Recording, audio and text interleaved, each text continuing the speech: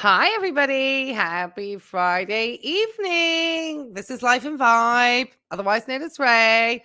And joining me tonight is my good friend Cheekbones.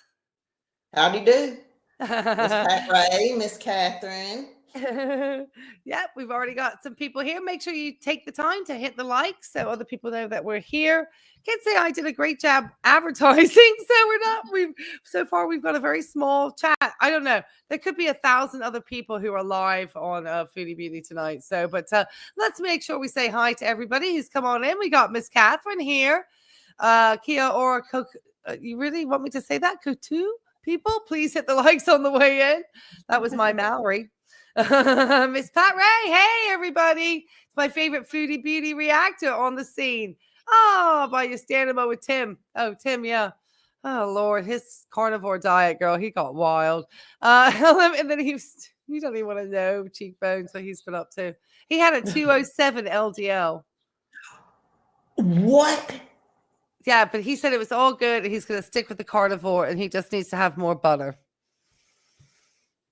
Holy cow. Wow. Okay. Jeez. I think his cholesterol overall was like 248, he said. It's like, how do you have a 207 LDL? He said it was screaming in red. Anyway, and some pre-diabetes numbers. So that's Tim. You've been in and out with doggy errand day for you? I feel you, Pat. I just adopted a new dog. And we've been at his first vet appointment today. So I've been busy with puppies too. So I get you. Yeah, we got Cheekbones on today. Absolutely. And Abrianna's here. And Debbie's come over from the Timiverse, I think, and has now come to the Foodieverse. Is that right, Debbie? Anyway, make sure to hit the likes. Everyone knows we're here. And we are going to get into Foodie Beauty's shocking health update today. And we're just going to get straight into it. Unless there's anything you want to add to the conversation, Cheekbones. No, I've seen this, so I'm ready. You've seen it? Yeah, I've seen it. Okay. So what are your initial thoughts on that? No shocking health updates.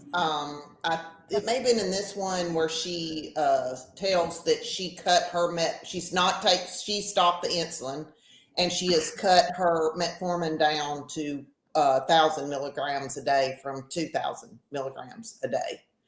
And if you remember, in the recent past, she was also taking Farxiga for her kidneys and her blood sugars, and we've not heard anything about that. So I guess that's fallen on the wayside too. Yeah, so, I'm just wondering about her accessibility to blood glucose strip testing in Syria. I'm guessing Salah can scare some up from somewhere. Girl, I don't know. It's like throwing down over there, and it's not something you're going to find at your local bodega, that's for sure. Well, exactly. And not every, and I guess you can't get just a Temu delivery. So there's not like a Temu delivery of some test strips like she was able to do when she was living in Kuwait. No, I suspect if she brought some, she may be through them, or she just didn't bring them and doesn't care. Right. And do we know if she actually did have a medical provider discharge her from those other medications before she? No. She just, I think she quit the insulin in Kuwait. I think she ran out, and it may have had something to do with her trying to stay off the radar, why she didn't go get that refilled, or it could have been the cost, or both. Right. But she just stopped it herself. Oh my gosh. Okay, yeah. So you've been a diabetes educator. Yes. I do not have a certification as a diabetes educator, but when you're a dietitian, you're doing diabetic diet education.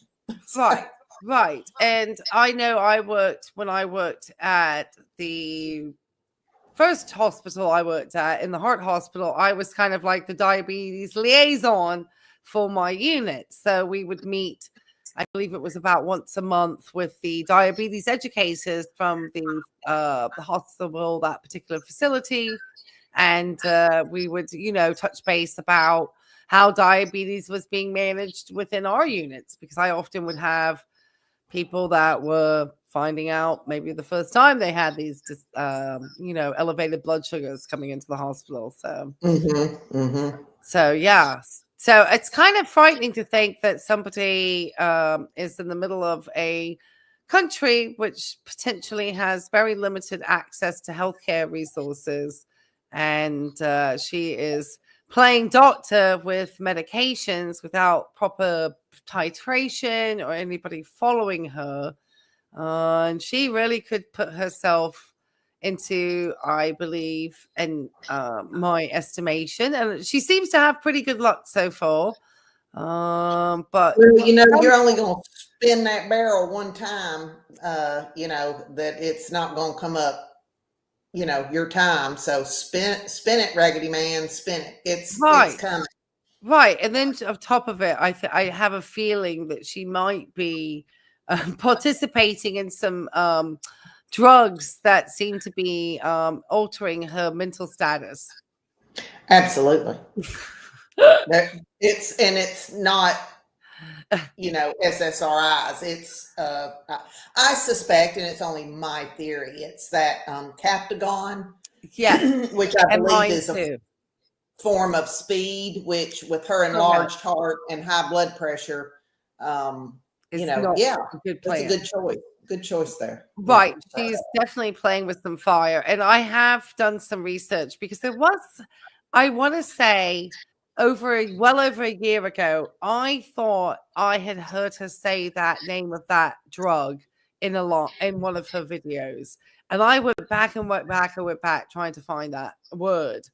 And I never could find it. And I feel like somebody else, but then you feel like sometimes maybe you just have this confirmation bias, But what it did get me to do was to kind of investigate about that particular medication. And it is no longer available in places in the Western world. So it was manufactured by Bayer out of Germany. And it is some type of like speed type drug. And it is used illicitly in places like Syria, where there's a huge black market for that drug. And that's one of the reasons why Kuwait, I understand, had limited or had done some type of sanctions against Syria, was because it was so rampant, this drug in the country. Yeah, I do remember her mentioning it, and I think we may have even talked about it. We probably did. But I think it was a lot of that smuggling that stuff into Kuwait. But, it's probably, I can't even recall who I was watching. And they mentioned that say the plant facility where it was being manufactured, that you could walk in there and it's just buckets of it. I mean, boxes everywhere. Because it's an abandoned facility, but all that stuff is still there. And, people are so desperate for money, and I think at this point, Salah will do anything to keep her under control, happy, kind of thing. So, well, I mean, that's why these types of things also thrive in countries, unfortunately, like Syria, where you're going to have people who are going to want to do things to help stay relaxed in some very difficult times. So it's not unusual. And I don't think that Salah himself is potentially not imbibing these drugs himself, because he has some odd behaviors and very manic laughing and things that I've heard too. So it's probably not something I would, but I wouldn't be surprised, because he probably does know people, where that things like that can be easily accessed, Absolutely. Doesn't take too many, knowing a couple of people on a ground level. All right, guys, make sure you hit the likes when you come on in. We appreciate you all being here.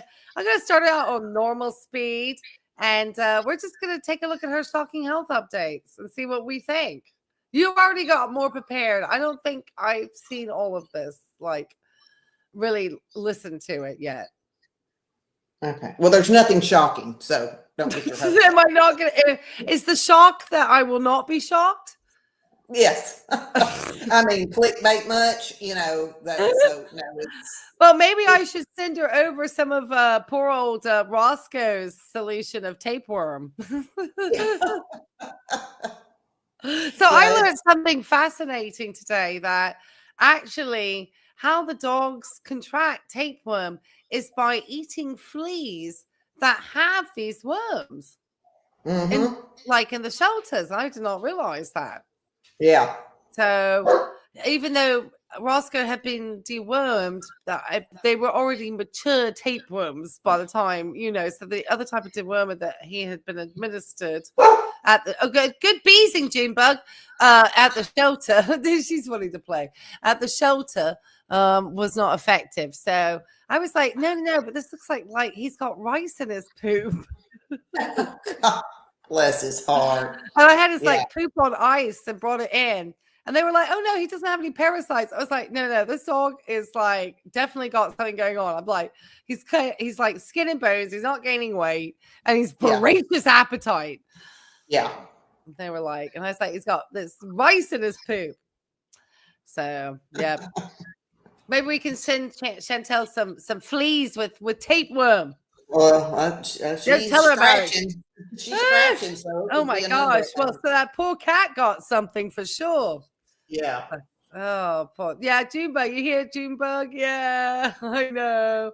Oh my gosh.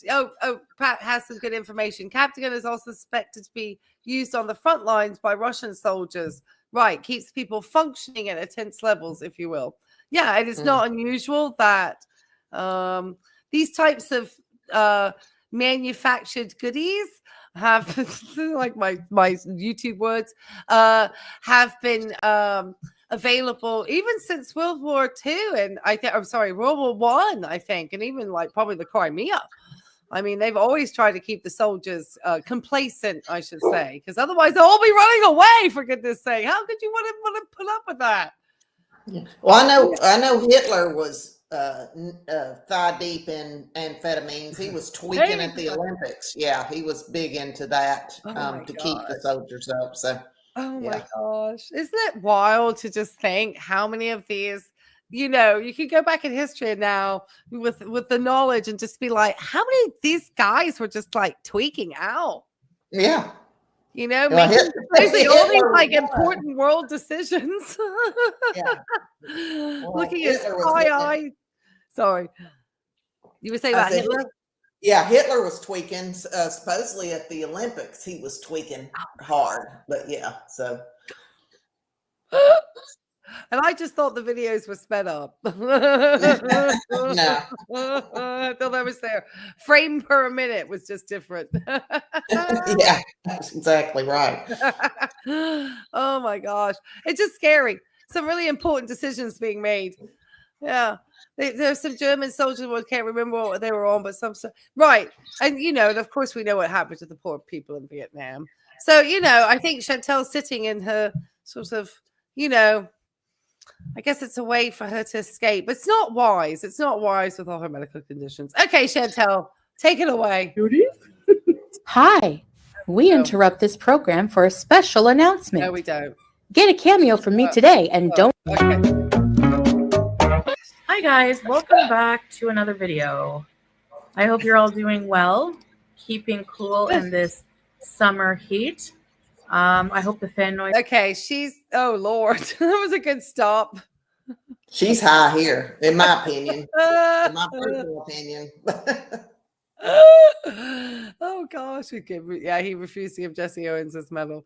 Yeah. Hitler's definitely gone down as one of the better characters of illustrious world history. Oh my Lord. Yeah, she does look high, and she does look filtered to the nines. Sure. She's definitely got some filters on. And I love the fan blowing in the background. Let me just make sure I'm not connected to my iPhone. I am.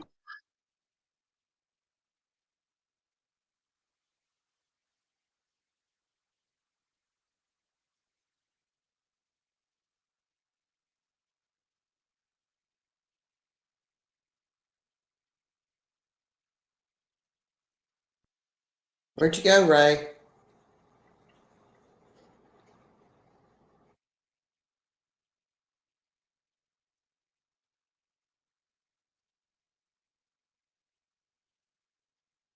Can y'all hear me?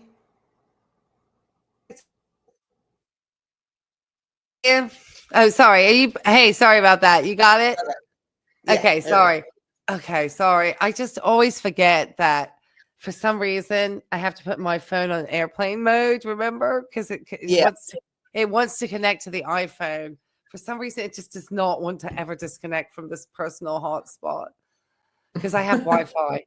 I'm gonna have to figure out these Wi-Fi settings. All right. So sorry about that. Okay, I am connected to the right one. Okay, good. Because that should give better reception. Now I know why I was always so messed up recently. It's because it wants to be connected to the phone. Goodness me. Okay. Sorry about that, guys. We're back. Okay. All right. Let's keep going, Chantal. Sorry about that technical hitch for everyone. I want a better connection there. This isn't too much for you. If I squint a lot, it's because the fan is like blowing on me, but that is very necessary. So anyways, okay. So a lot of people, sorry to interrupt so fast on you, Chantal, have said that they believe that her eye has been drying out because she put so many fans in her eyes. I think she has 3 fans, 2 or 3 fans blowing on her at all times. Right. But I did want to point out that if that were the case, it would be both eyes affected, not just one. Well, You she had wouldn't that. have- She had Sorry. that leaky eye in Kuwait. Remember that? Well, that's one what I'm eye saying. Yeah. But a lot of people have assumed that's because she has fans blowing at her, but that would affect both eyes. It wouldn't be localized just to one eye all the time if it were a fan. Correct. She would have both eyes affected or off and on the eyes, but not just one eye all the time the same. So we know she has the fans. And so she's trying, now she's got the fans trying to make excuses for her squinty drug eyes. Yeah. And I did want to point out at some point I was watching one of her videos and she definitely was on some type of something because there was a lot of bright light in the room, yet her pupils were dilated. Yeah. Which does not make sense. You are correct. Yeah, usually when you shine a light in someone's eye, the pupil retracts. And then once the light is gone, the pupil then dilates. So for her to be sitting in a lit room with wildly dilated pupils it does not make sense. Yeah. You would have to have something that was giving her that effect. Yeah. And so here, I want to say her pupils are fairly dilated in what I can see, even through the filter. Yeah. I don't know if that's a filter dilation. I don't know. I am totally ignorant on the filters. I wouldn't know how to put one on if I tried. She's caught up in Diapil pyramid scheme. Well, she was totally caught up, Ross, on that pyramid scheme with the unicity. And if she stays on the Captogen, in my opinion, allegedly, for any length of time, she'll probably lose some weight. Yeah, but look, in the villa, she was on the cocoa powder and Ozempic, and yeah, she lost some weight, but she ate right through that. I mean, way more. Look, you and I came from the 80s, and anybody that was doing the cocoa powder, they were as thin as a rail, didn't eat, went 24/7. That, Right. So she Colombian dancing dust. Yeah. Ate right through. I mean, yes, she lost some weight, but didn't take her long to gain it back. Right. Because you're not really, she's not losing weight because she was actively. It's just because literally you don't eat while you're taking the drug. Yeah, because it takes your appetite away, pretty much. And there were other substances, not just cocoa powder. Oh, okay.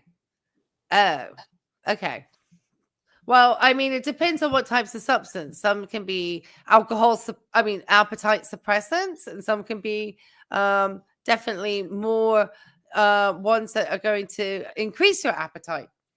Mm-hmm. Depending on which you prefer. Yeah. It just depends, which is why drugs like mannitol, which comes from a derivative of THC, is prescribed in hospitals, especially for people with cancer or people who have failure to thrive. If you're like a senior or somebody, I will give you medication called mannitol. It's basically marijuana. It's THC. Legalized. I put a lot of patients on Marinol, but you know, Marinol, the Medicaid has changed, or in the past, I don't know now. Like I said, I've been out of the arena for a hot minute, but it used to be Medicare required that the patients be on Megace for, I think, at least a month before you could prescribe Marinol. And the difference with them is the Megace, you had to be eating something. These are appetite stimulants for the Megace to work. Well, if you have a patient for whatever reason is not eating, the Megace isn't going to do anything. The Marinol, however, I've seen them eat everything but their mattress when you put them on that Marinol. It was really a lifesaver in a lot of cases, but the Medicare changed the requirements, so they would have to go a month. And then, you know, my arena with this was mainly elderly in long-term care. You know, that's a lot of weight you can lose in a month. Absolutely. Absolutely. They may not eat anything at all. I mean, especially if they're needing, you know, because, you know, there's a lot of energy that also gets expended from those types of activities and digestion of food. I think that's something that people forget with Chantal, and for her having to do so much sealing, is the fact that to digest the amounts of food that, and I know that you probably understand these equations better than I do as a registered dietitian, is the amount of energy it takes to digest that food. Yeah. And that could be exhausting and tiring for an individual. I think I think it's mainly her blood sugars, and, you know, a body at rest tends to stay at rest, but I'm sure blood sugars make her lethargic and sleepy, and she is, after all, lazy. So, you know, she has no get up and go. You know, most of us, if we stop, it's for 5 minutes, take a breather, get up and go on. You know, you don't stop till you go to bed. So right. That's I've watched 2 dogs. I'm off supposedly from work today, but I've watched 2 dogs, taken one to the vet. Now we're here hanging out, you know, chilling. You know, it's all good. Okay, Chantal, take it away. Let me find if I'm shocked by your health updates. I'm not shocked by your filter. Today's video, I'm just going to talk a bit about my health and give you a few updates. So yeah, I'm going to start with my weight. Sorry about that. Now, I don't have a scale here yet, but my husband Salah did say that he was going to pick one up at some point for me. So that will be coming. I'd like to keep track. But even without a scale. Do they have like bariatric scales in Syria? Something else I'm sure she will not find at the bodega. No, they're not going to have bariatric scales. And if they had one, she's not going to use it, or she's going to tear it or play patty fingers with it anyway. Right. Because I always want to say that the scale that Chantal had in her home was not capable of actually weighing her. Because it did not go up to the number high enough to cope with her weight. So it didn't matter what she stepped on that thing. It was going to just say some innocuous weight that was, you know, at the top of its scale, because it couldn't go any higher, you know. And then the fact that the one time when her weight was actually on a piece of paperwork was the Canadian emergency visit after she went to that buffet. And supposed to have norovirus. Yeah. And she marked it out. She marked out that weight. Mm-hmm. That was the one time they probably put somebody, because they needed to make sure they could resuscitate her properly, in the hydrator back. Mm-hmm. And she Mm-hmm. didn't. She got 6 bags. Whew. Sorry, my allergies. Ooh, Oh, bless you. I know. I was outside and they were mowing the lawn, so I apologize. Ooh. Okay, let's keep going, Chantal. So yeah, my allergies are just having a blast today. I've noticed that just, I guess the stress on my body recently with traveling and just adjusting to a new lifestyle that's not the same at all, really, from what I'm used to. I'm used to a more sedentary lifestyle, and I'm used to eating a lot more. So just Right, well, it actually sounds like that could benefit her. I don't. More I think active and having less calories. I don't think she's more active, and I don't know if you watch No Madness you. Life. I see you in that chat, in the chat a lot, but I think she has a really good theory that this is a basement of a home they're living in. She just live stream like a bunker. Okay. That she live streams down here, but they're living with, maybe it's some of his relatives or another family, and they're preparing meals for her. All these pictures she puts up. This is what I ate. The neighbor brought me this. Right. It's that they're buying groceries, and the women that live upstairs are preparing. I'm sure they're preparing 2 to 3 meals a day, and she's eating that, and she keeps all her snacks, and then she's got that hoopty burner down there that she's cooking on for her in-betweens. Right. But I think she's eating just as much, and it's a war zone. She's not taking a walk on the beach or down to the park in a war zone. So she's staying put because she's a target for many reasons. Well, so, one is she could be easily seen from space. Absolutely. Especially in that dress. Well, you have half of the population with food insecurity, borderline starvation, and here comes this 450-pound white Canadian throwing money around and cramming the resources down her pie hole, and comes there when they're trying to leave, would prefer to leave. Right. So, and my psychiatric mind goes to Chantal is somebody who's deeply insecure. And this is the one country, no matter how jodido it is, as they say in Mexico, is that she probably can feel, I hate to say it, better than the other people. Absolutely. She does have, I think she felt superior in Kuwait, but I think it was heightened in Syria because money she makes goes so much further there. Right. It's a war zone. So I think she does feel far more entitled and above everybody. Oh, I'm sure.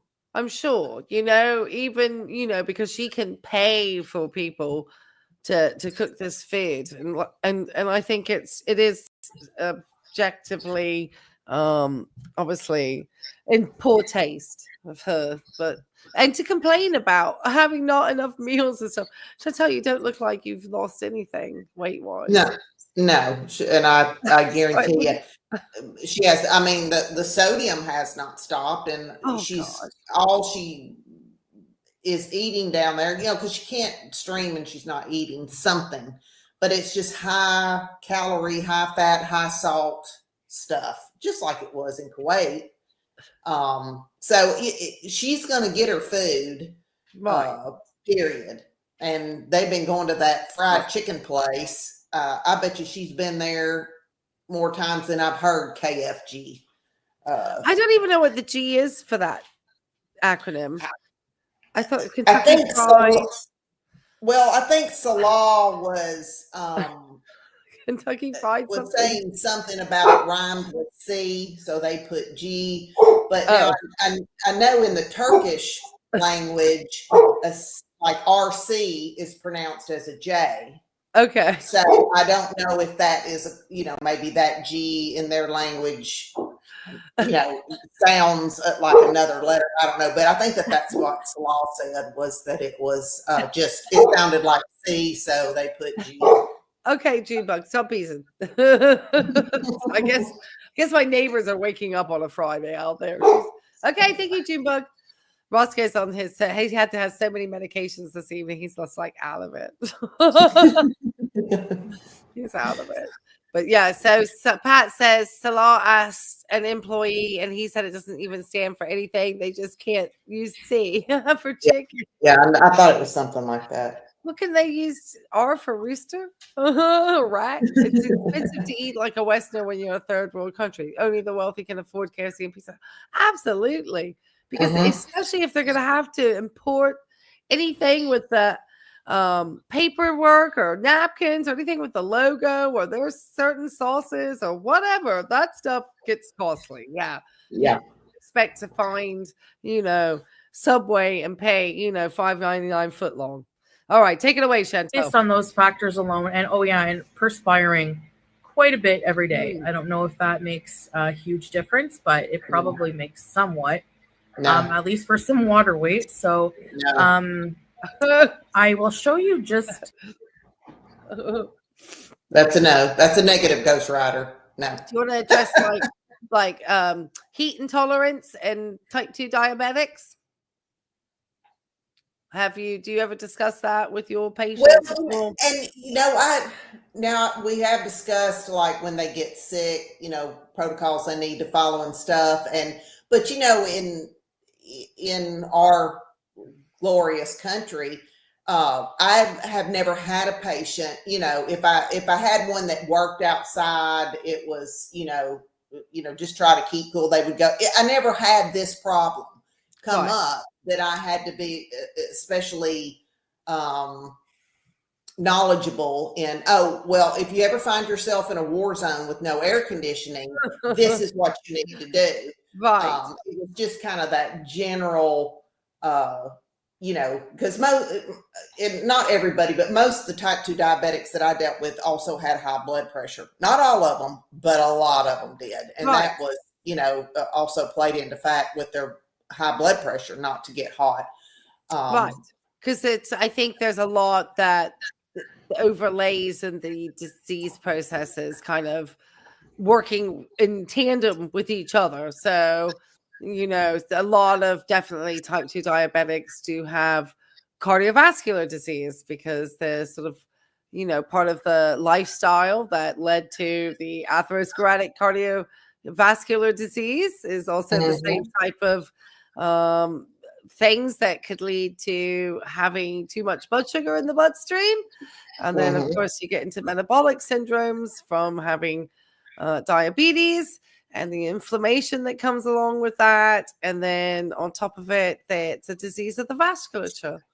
And so I then think it would have to, I'm thinking, because obviously your body is going to use its arterial and venous system in order to, it uses the skin in order to try to perspirate, in order to try to cool Chantal down.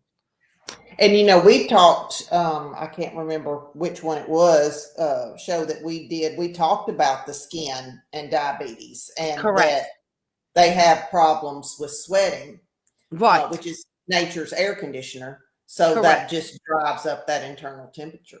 Right. I don't think sometimes they don't sweat enough. Isn't that right? Maybe they don't sweat properly. Right. Yeah. So she probably isn't perspiring as much as she should in that heat. I'm sure she's sweating, but I don't doubt that she has some. I want to know what happened to that ulcer she said she had in the fupa area. Oh, wasn't it there? Didn't she say she had some type of ulcer? Well, it's probably a boil. That's it. It was a boil. What happened to that? Either she lied about it or it's still there. Oh, she's bragged a bit about not sweating so much there.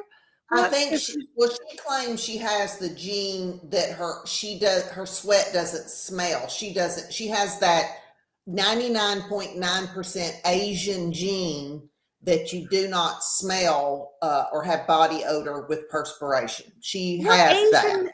What Asian descent does this girl have in her? This girl's got no Asian descent. If she's French Canadian, what Asian descent does she have? Well, when the first time she said that, people pointed out that is like almost 100% in the Asian community. That's not a white Canadian, and she still sticks by it. Oh, I might sweat. I don't stink though. Well, you probably don't.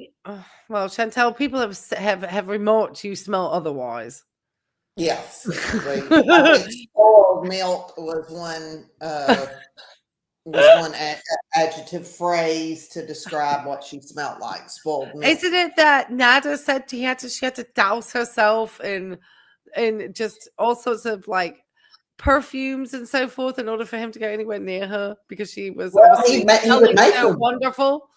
Well, he would make her bathe when she got over there. Well, that's what I'm saying. So obviously her perspiration is making her smell in a certain way. Because how else does your body smell other than generally what this becomes sweat that ends up in your regions? Unless you something else, but that's generally what makes you stinky. In your armpits or your groin area. Well, she never has been one for bathing, period. I mean, we saw that at the villa. She would be live streaming going, hold on, I'm going to go take a shower. And literally, sound like Amberlynn, literally, less than 3 minutes, she's back online, back in front of the camera. So, and she's got enough square footage there. It's going to take a hot minute. Right. So she may not be effectively perspiring, but she still could be feeling the effects of her internal body heat. Mm-hmm. She's just not being able to manage it. Doesn't mean that she probably feels worse from it. Absolutely. Yeah. Okay. Keep going, Chantal, about how you don't sweat and how awesome you are. I guess, how this shirt, I always use this shirt that I got in Thailand, kind of as like an indication of if I've lost a bit of weight or not. And just by the way this is fitting, to the point where I can actually wear it out because the buttons are not bursting at the seams, then I know that I've probably... Stand up. She's worn this before and only had like the two buttons at the top button and the rest of it was open laying to the side. Right. So unless you stood up and it was buttoned and had room, I'll believe you. But that she didn't do that tells me she a lie. Right, that she has it just buttoned up just enough for it to look like it's fully buttoned, but it's really just, and it potentially she's not fitting in anything, or things are so hot out there. She's got a lot of materials that look kind of like thin, like, sort of sweatery type materials and stuff like that. Green one she has is like a sweatery type material. Yeah. I would think a lot of her outfits, and we haven't seen the seersucker one out for a while, like the Little House on the Prairie. Yeah, Grandpa Joe gown. I think she, one of her past, she was in her kitchen, but she was showing, oh, look, I've lost weight. But I think somebody said in her Temu haul that she had ordered right before she left Kuwait that Salah brought to Syria, that there was what I would call spank pants, some kind of a compression pants. Yeah. I don't think she's... What accent, Catherine?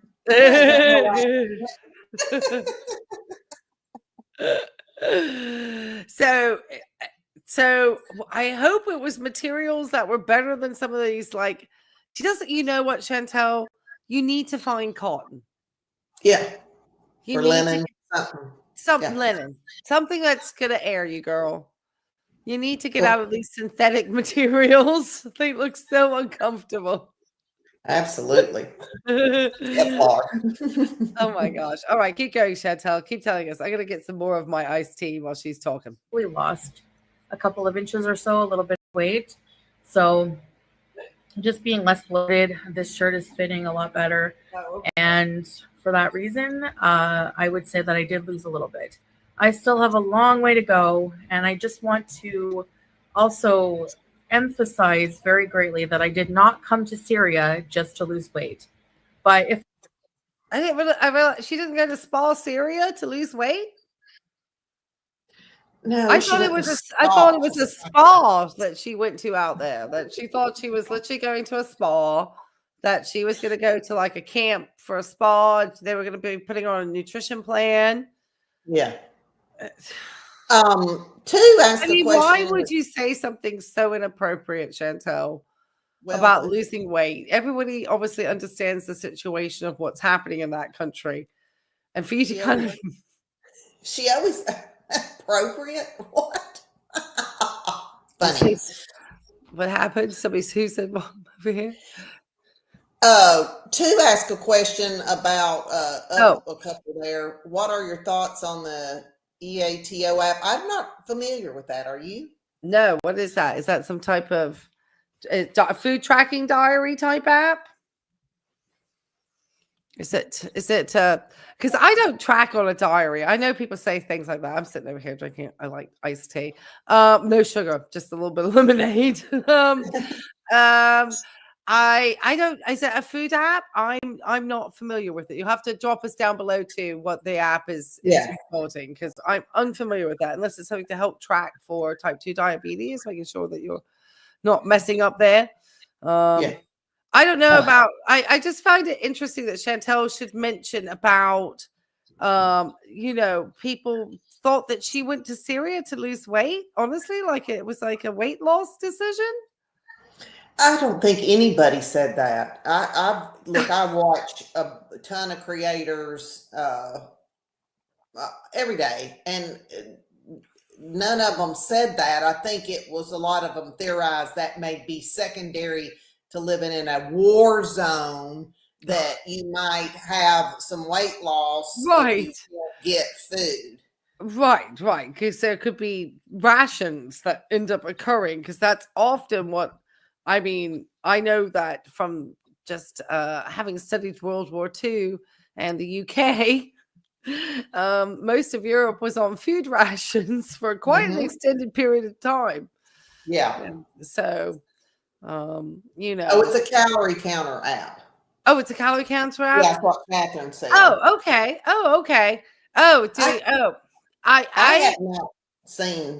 have not seen it, but I've tried those, but for me, I have counted calories since 1992, so I'm pretty good at clocking everything, but I did try that. I can't even recall the name of the app. Everybody did there for a while, and to me it just wasn't real accurate. But if you're wanting something to just kind of keep you in the ballpark, I think it's a good tool if you'll stay with it.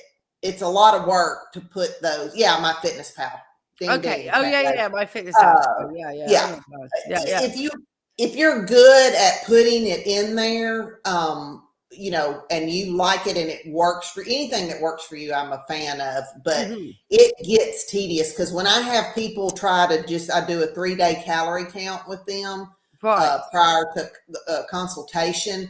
And I have to tell them, you have to write down everything. If you put ketchup on something, or mustard, I mean, you have to be so specific, because it gives me a much better picture. But if you're just kind of wanting something ballparky, then any of those, but I have not seen it, so I don't know what's all entailed in the EATO app. Right. And I have to say, I have been somebody that never has really, I look at calories on products, but have I ever really counted calories in my lifetime? Not really. I hate to say it. For somebody who's maintained very good weight her whole life. Yeah. I hate to say, I have probably been the least conscientious person to have maintained her weight her entire life. Like, good for you. Well, and I like mean, to do it. it isn't because it's like that. It's just like I kind of roughly know I shouldn't have anything more than probably like 2,000 calories a day. If I'm gonna eat, like if I'm gonna have an alcoholic beverage, like on a weekend night, then I can't have something like too sweet that day. Like I have to cut back on something else, you know. I kind of have a rough idea of what's going on. And obviously, I just try to pair that with enough activity. So, and then just make sure that things are looking really balanced. Yeah, and that's like, and, you know, like make sure I get some fruit in the morning. It's like, oh, let's just get my fruit out the way. I had a big thing of papaya today. No idea if there's calories in papaya. No idea. No idea. Well, my grandbaby loves strawberries and blueberries, so that's what fruit I'm eating because that's what the grandbaby eats. So right, and I think in some ways, as much as it seems, you know, but I've maintained my weight, and I think it's almost because I haven't obsessed. Do you know what I mean? It's like I do read labels. I've always read labels, though. That's one thing. I've stayed away from fast food. I've never, except for like having a little bit of iced tea or something from Panera, but I never add extra sugar. I just put a little bit of their lemonade in it with the agave. Yeah. That's it, is sweetener. And that's the most I'll ever have. Never put sugar in a coffee. Never drink a soft drink or soda. Those are the things like I avoid like the plague.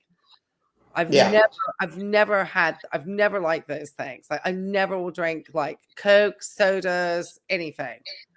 Yeah. Stay away. Two, I can tell you, and I don't know if you have to pay for that app, right? But what I suggest to my clients is find you a calorie counting book. They're on Amazon, wherever, and do that, because if you educate yourself of what's in the foods you're eating, it will become second nature, and you're not going to be stuck paying. Right. And I think that's probably where I've come from. I think, and that's where we need to educate people, like not to get like crazy obsessive, I think, which is a better relationship around food, but just knowing which are the better things to kind of head towards. I'm having a heck of a time with this carnivore stuff. Oh, well, I don't like it. You know my opinion on it. So and I mean, I've read some studies about it with irritable bowel syndrome, but it was such a small study of like 10 people, and it was like it just felt very like not much of a study. Do you know what I mean? Like I couldn't really think, oh wow, that makes me really think that's going to be the cure-all for IBS, you know, because what's the payoff on the other end, you know? So I just don't know. So anyway, all right, let's get back to food. But yeah, I think I would agree, though, if you're not comfortable with reading labels, having an app and knowing, but I think you would also want, it's not just the calories, I think, and I think you can agree with this with me, Cheekbones. It's knowing, like understanding a little bit about your macros within those calories, wouldn't you say? Yes, absolutely. Do you want to talk about that a little bit? Because I think that's really where we get so kind of confused, I think, is like people think they need to do 1,800 calories or 2,000 calories or whatever, but not really understanding how much protein or how much carb or what you should be really balancing that within those calories.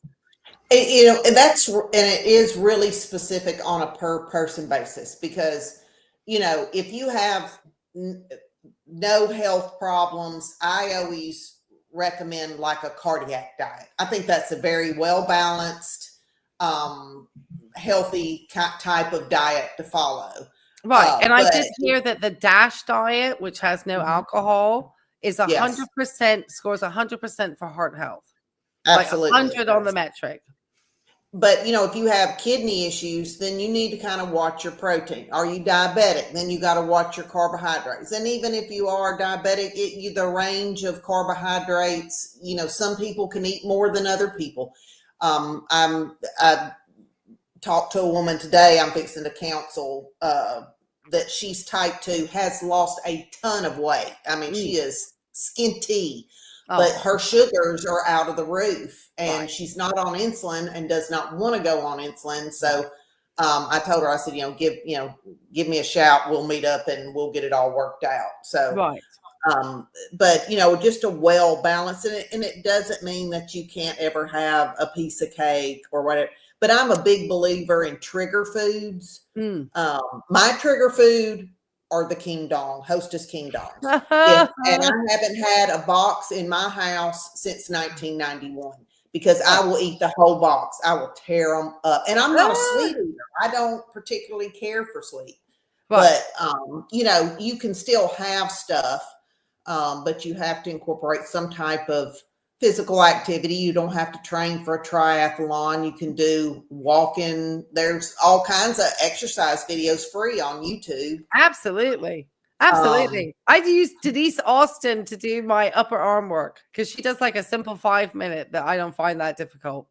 I'm just like, and I'm like just pumping with her so I can keep like my gut going. But you know, you just need to make sure, like we talked, I think last time, healthy carbohydrates, a high fiber carbohydrate, you know, lean meats, vegetables, fruits, you know, and I don't personally have a problem with white rice or potatoes or that type of thing. It can all work. And most of the time it's not those that's going to make you fat. It's what you put on top of it or in it.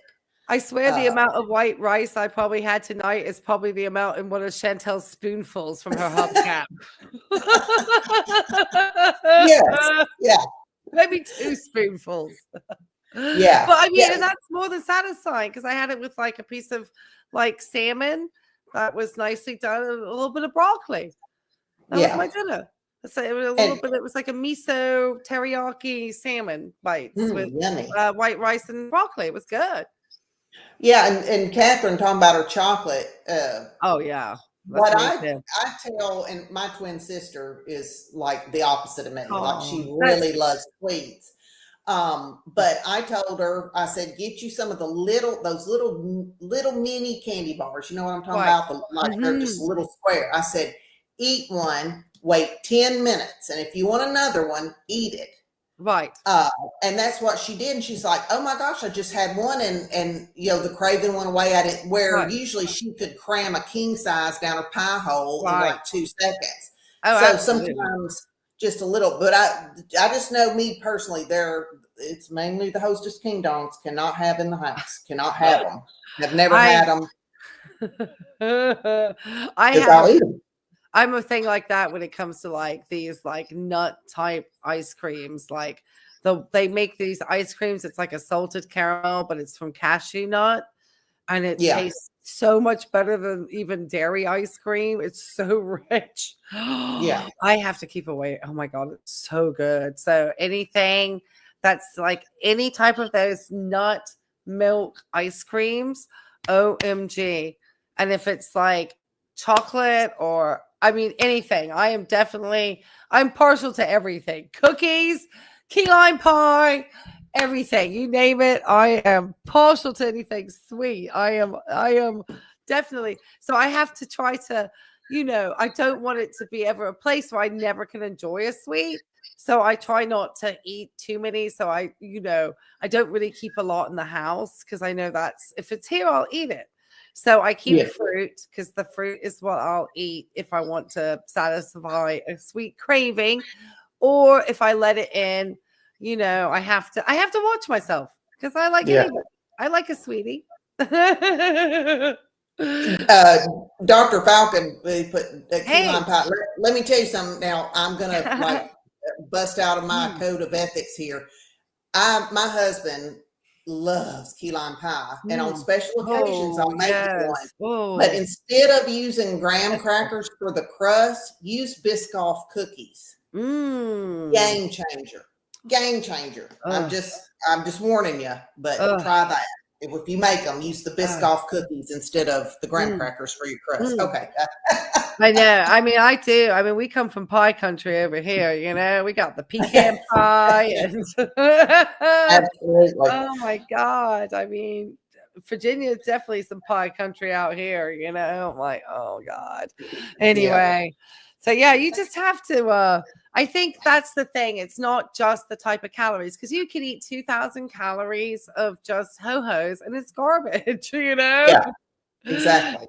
I mean, is it still calories that you have to burn? Yes, but are they actually like legitimately good, you know, things that you want to take in as caloric intake? And I think that's kind of, I think I was reading a very interesting article about how we shouldn't use the words diet anymore, and how that sort of, just the word diet can have all sorts of connotations around it that can be quite damaging for people's progress when it comes to sort of having better relationships with food. I mean, how do you feel about that? Well, I always say it's a lifestyle change. Now, there are times you go on a diet, like I got to get in this dress for my high school reunion in a month or that kind of thing. Absolutely. But I think it needs to be more of a lifestyle change. Get Chantal to send you some Captogen. Yeah. I'm sure if they could make a dime, they'd be shipping it out. But it's Syria and Ozempic. Yeah. Syria Ozempic. I'm so using that. I'm stealing it. You can steal my Syria and Ozempic. It just came to my mind. Yeah. You all can. You're welcome, girl world. Okay, I'm trying. Sometimes I got so mad at Tim the other night, I couldn't even be funny. When he was out there with that 207 LDL and saying everything was great. I don't have high blood pressure, but I can't. I mean, it really tries me to watch that. I just can't. I mean, I want to throw my computer across the room. Oh, at Tim? Yes. Yes. You missed one of his crushing it for Christ the other day. All right, keep going, Chantal. Sorry, you were going to say? What do you want to say about Tim? Say it. I just, you can't tell people what to do. And I hear all these wonderful things about those carnivore or keto diets or whatever, but I'm just not a fan, because it's just, your body is not made to live like that. Just on high fat.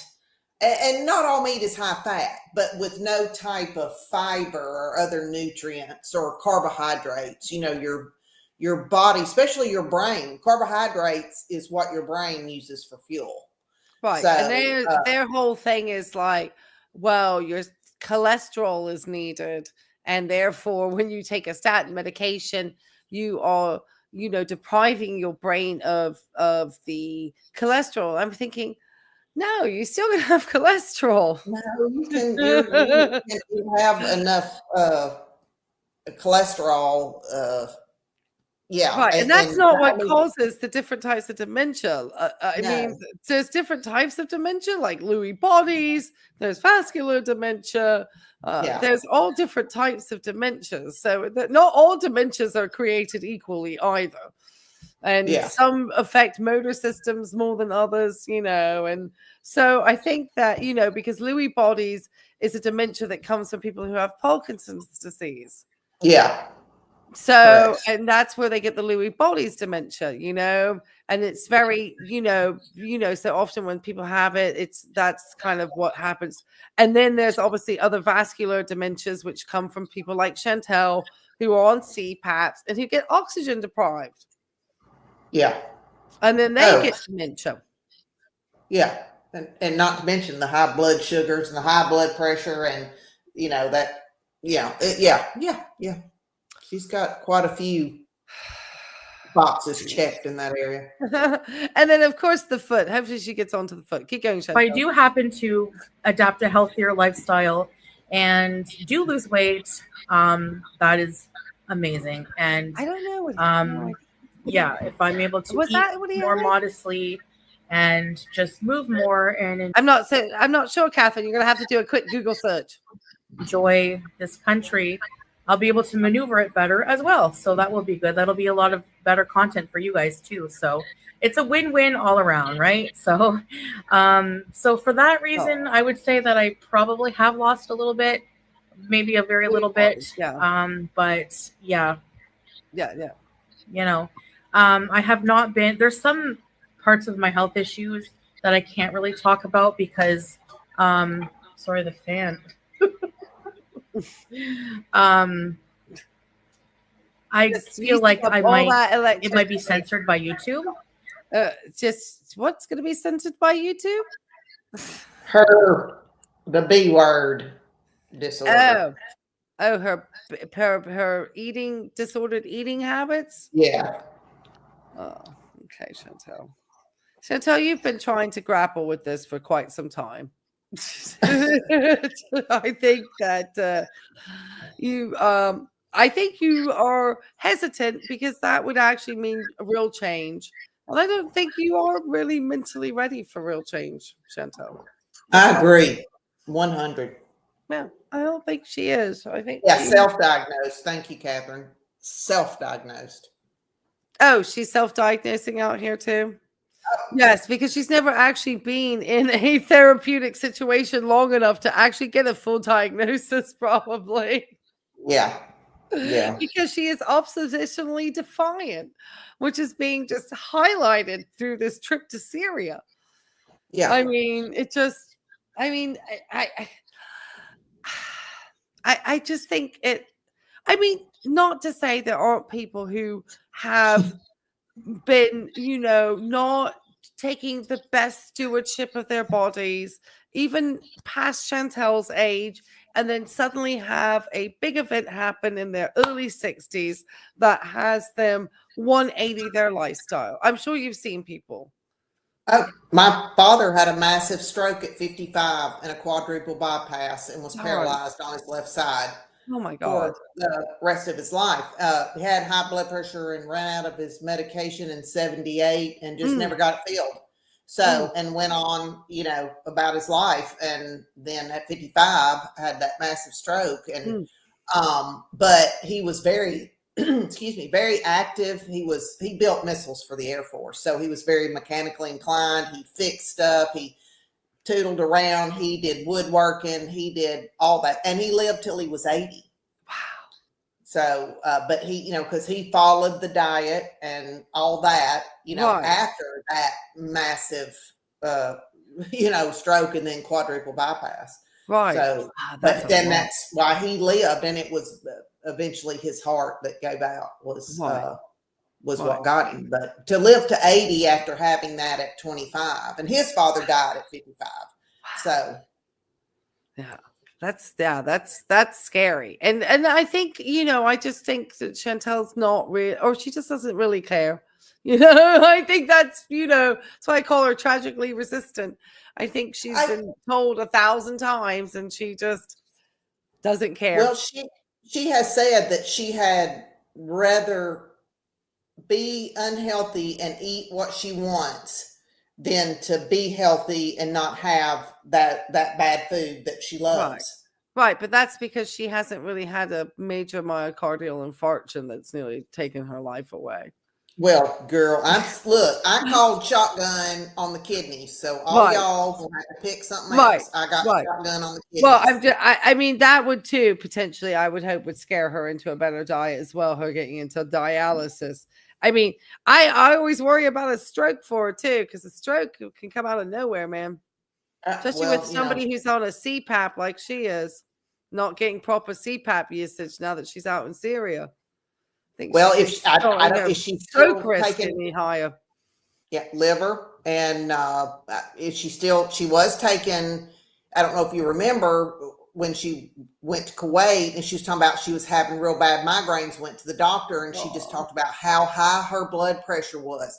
And the doctor said she had to eat a low sodium diet and put her on these pills. And and that lasted, I'm not lying, maybe 24 hours till she was, cramming down Hardee's or whatever, and never looked back from that. Right. So I don't, is she even taking that? But her liver, I think we've talked about it before. I've seen it. You have the enlarged liver that turns into the non-fatty, non-alcoholic fatty liver that turns into cirrhosis, that turns into liver cancer. Oh, and you do not want to die of cirrhosis of the liver. It's probably one of the worst. No. Oh God. It's awful. Oh. I've seen it. It's awful. Oh, I've taken care of these people at end of life. Oh Lord. Mm-hmm. With that Pleurex catheter. Honey, Yes. tap all that fluid out. 2 liters a day out of someone's abdomen. Yeah. I don't think people understand. All right. And, in regards to, so if you know what I'm talking about, it's food related issue. I haven't been succumbing to that part of things. So I haven't been, overeating pretty much at all. I've just been eating very modestly. The majority of my diet is... It's a shame we don't have a filter for lying that makes her nose grow. She tells me lies. I just, it must be wonderful to be this delusional. I just. Well, she's on Syria and Ozempic. Delusional. He's not, I guess, doing those mukbangs over there because, I think they'd show up with pitchforks and, hoes after in that country. But when they went to that chicken place, it was like a whole loaf of bread that she was making a chicken sandwich out of with a big platter. They gave her a French baguette. And she ate every bit of it. Yes, that carb. And then she said, "Oh, here's my meal I made after they went to the grocery store." It was a big old plate of pasta and bread. Oh my God. See, a piece of bread that size for me would last me, eating it along with meals, 4 to 5 days with a little tiny piece at one meal a day. I would choose which meal I wanted my little piece of bread with, and that would be it. Yeah. And I like it, because I know you can't go beyond that. I guess it's just a matter of always having a little bit of restraint. Yeah. And I'm Southern. Catherine probably can attest. She probably does this too. That we serve either cornbread, a biscuit, a roll with every meal. That's just the Southern way of life. And some time back, I just cut that out. And like when I make some kind of supper and I give my husband a roll, you would thought that he got the golden ticket. He's like, "Ooh, roll." I cut that bread out. In England, there would be a stack of white bread with butter on it sitting in the middle of the table for meals. Catherine can probably attest to that, being in New Zealand, that they would have that like as part of the meal, to have with your food. There is a sandwich in England called the chip buddy, which is basically a roll with French fries in it. I'm surprised we didn't come up with that, actually. It's called a chip buddy. Chip buddy. Chip buddy, man. Butty, a chip buddy. Promise you, when you've got a hangover, nothing better than a chip buddy with some bit of ketchup on it, tomato sauce. Oh Lord, it's really greasy fries. Oh my God. Mm-hmm. Yes. Oh God. Oh, I can't. I don't miss it. All right, keep going. Yes, says Catherine. But white butter bread with battered oysters and white baked fritters. Yeah, you gotta have the bread in the middle of the table, man, with the butter right on top of it. Oh, Lord, got no choice. How do I say, like real food, like more natural? Though I do still eat some junk. Like sometimes I'll have a package of Indomie. But the difference is when I have Indomie now, I just have the Indomie noodles 1 pack with what like a broth instead of having 3 packs that I would have, in Canada or Kuwait with cream and butter and cheese on it. So just little things like that, I guess, really end up making a bigger difference. Yeah, we don't see you eating like that, Chantal. We don't believe you. No, I don't. Absolutely. If she's only eaten 1 packet of Indomie, it's because that's all she had in her house. Right. She'll do at least 2 or 3. And she may not have the cream and butter and cheese to put on it, but she'll still eat 3. And it's atrocious. So, Oh yeah. It's just like, it's only just not through. It's people always say that Chantal is like, she's like a dry drunk. Like she's not choosing to be dry. She's dry from the food because of the situation, not because of the want of being denied the food. Absolutely. She's not working on the weight loss. I don't think she's going to lose weight even in Syria, to be honest. No, I don't. Not as things are right now. But no, there's always going to be a black market for things to be found. If Salah knows people and how to get the black market, and Chantal has access to cash while she, before YouTube figures out she's filming out of Syria. Well, from what I understand today, and I don't if it's anything else has come up, the Al-Qaeda leader that was trying to take over Syria has fled the country with his family. So it's even more unstable now. More chaotic, yes. Even more, so it's, it's not, I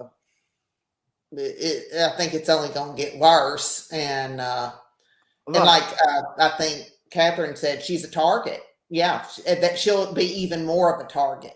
And when people hear, hey, there's this 450 white Canadian that's got money living in this house, they're going to be coming for her.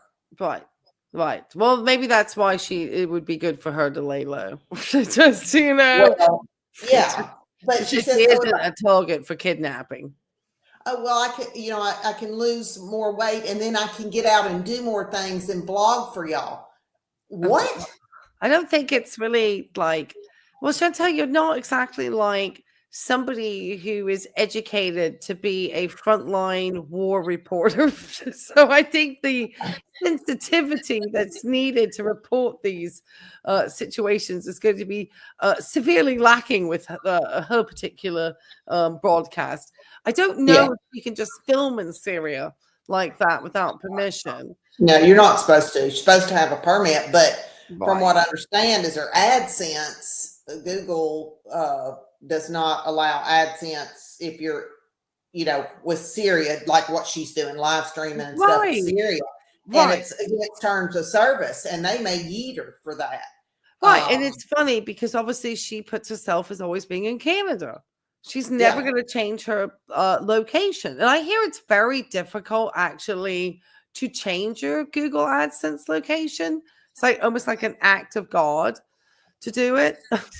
Well, she said the other day that she got a request from Google to go in and do something to confirm it was her. Now, I don't have a channel. You're far more knowledgeable on this than me. Okay. But they're theorizing that I guess maybe they had picked up that she's in Syria doing this. Correct. Maybe they are getting an IP address from her that the IP is indicating it is coming out of Syria, because they probably do try to pick up for, bots or illegal, things coming out of, because Russians aren't supposed to have it either. Like they don't monetize like the Russian channels. Google. There's especially, because they don't want all the sort of propaganda that comes out of these nations and then them getting money for the propaganda stuff. So anybody who is a Russian creator is often isn't open to monetization. And so I am assuming that they want her to verify her identity because they are picking up that she's not coming up out of Canada. Yeah. And it's been a long time too. So because she was in Kuwait before that. Well, she makes the defense. Well, there's other vloggers over here. They do it. No, they come over there and film, and when they get back, they upload it. That's different than what I understand. Than how what many she's doing. Travel vloggers are in serious, Chantal? Seriously, you're making out like it's like Hawaii. She mentions one over and over again. There's like one or two that I think had come in and done different part series, but they're back home. Right. And I'm sure they went through the proper channels to get permissions and everything that they needed to do. So you're not filming things that you shouldn't be filming, you know? I mean, she could be filming things and not even realizing, and it could potentially have her own country think that she's a spy. Yeah. I think she's just like, oh, just go back to Canada. Nobody's going to care. And you know, she said she had her passport stamped Syria. They may not let her in, you know. So I'm just saying, you talk about somebody that can paint themselves in a corner. Golly. Oh my gosh. Can you imagine Christine Emma, poor Chantal? Yeah. This Chantal out here, like, just reporting from the front line, you know, just can't get any more in-depth coverage than the KFG coverage that we got from Chantal. Coming from the front line of a fast food. So I drink mostly water. I do allow myself like a really cold. Lord, she's fighting the battles of the condiments. She's allowing herself some cold water. Well, Chantal, that's so good. We always have talked about the fact that you should only be drinking water. She shouldn't be drinking any of those other drinks that she drinks. None of her fizzies. I hope she doesn't have any access to Cokes and all that stuff. Maybe she only. That's all she's been drinking is full sugar drinks. I think they found some Diet Pepsis at this grocery store they went to, but she's been drinking the full sugar. I don't know their water system. I don't know if they have to buy a big jug of water. I'd still boil it. She's not boiling it, but what she'll drink out of a water bottle, not wash it out and fill it back up with water. Girl, and you're drink. Chantal, you're gonna give yourself dysentery at this rate. Take it to somebody who lived in Mexico, girl. Boil your water. Yeah, she's not, and I don't know enough about, is their bottled water, really drinkable? I don't know. I didn't trust it. I only trusted the water that got boiled in my house. Yes. By the lady who boiled my water. House lady. I suppose they've got some kind of a tank on the house that they come and fill up with water. So the only water pressure is, I guess, the weight. Yeah, but I wouldn't even trust that water. No, absolutely not. But if you're, let's say hypothetically, she's taking a shower and some of that water gets in her mouth. I would not. I wouldn't even brush my teeth in that tank, and I don't know. But no, she's not boiling water. I would not be brushing my teeth with the tap water either. Well, you're lucky because she just got a toothbrush. She hasn't been brushing her teeth, so she lucked out there. She just got a toothbrush. Well, I always think it's really smart when you're a type 2 diabetic and you have really poor oral hygiene. She said, it may be in this, she goes, oh, I think I have gingivitis. I'm like, girl, you got adult onset periodontitis is what you got. Then teeth visits start dropping.